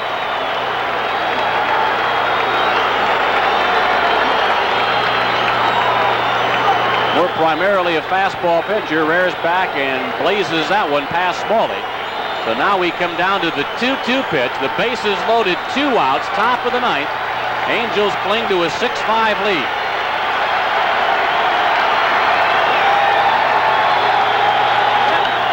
Ground ball right side, should be the ball game. Rich over to Carew, and the Angels have won it by a score of 6-5. For the California Angels, 6 runs on 9 hits and no errors. For the Twins, 5 runs on 7 hits and 2 errors. Donnie Moore picking up his 21st save as Rod Carew will be talking with Harmon Killebrew very shortly. For the Angels, they have now won 60 and lost 44 on the year, while the Twins dropped 10 games under 500. Minnesota has now won 46 and lost 56. The Twins will fall 13 games behind the Angels. But from an Angel point of view, with their team they're keeping their eye on is the Kansas City Royals, and the Royals lost to Boston today. And so the Angels, whose lead had gone from a comfortable 6.5 games down to a game and a half over Kansas City, now find themselves with a 4-game lead over the Royals.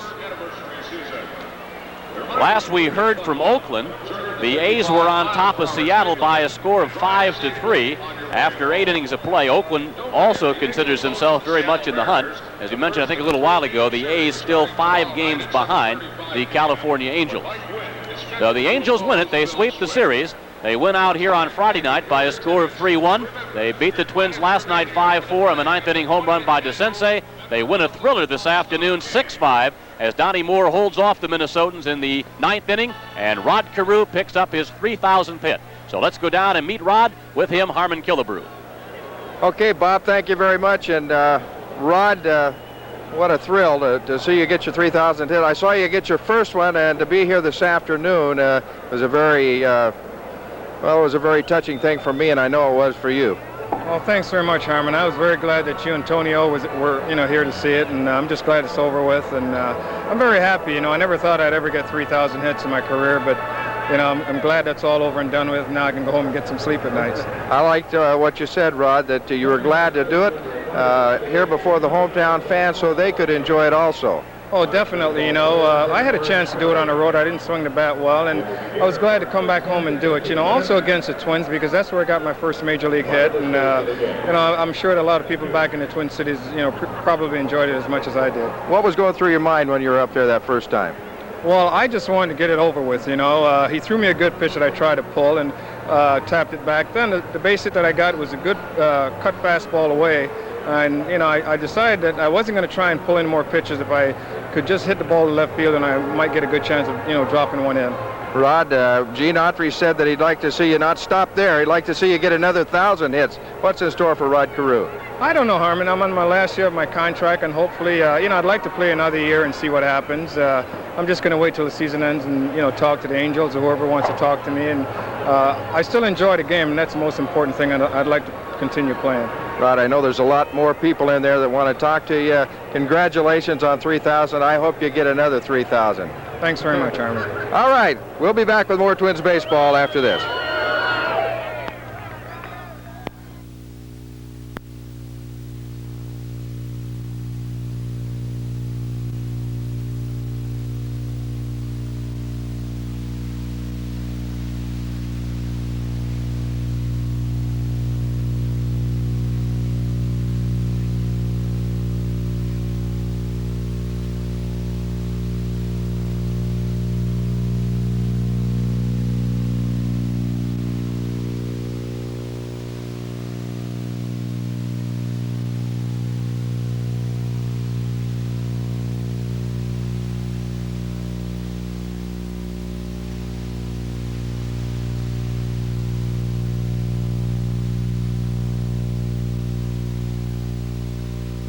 Back.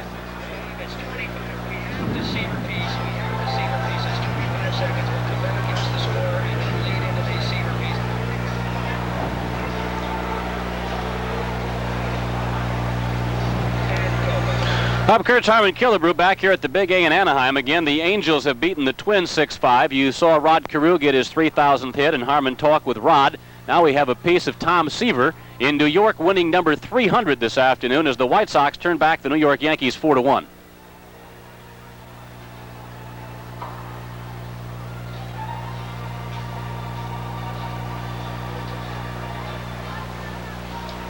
Stand by. TV.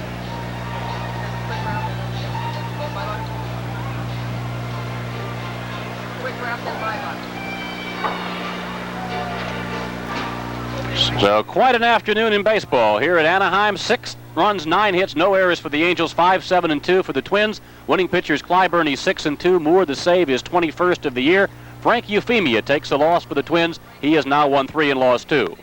And as we watch 3,000, we're going to say goodbye. We hope to see you tomorrow night, 9:30 game time at Twins against the Oakland A's from the Oakland Coliseum. For our director, Phil Martino, and my partner, Harmon Killebrew, good afternoon from Anaheim, California.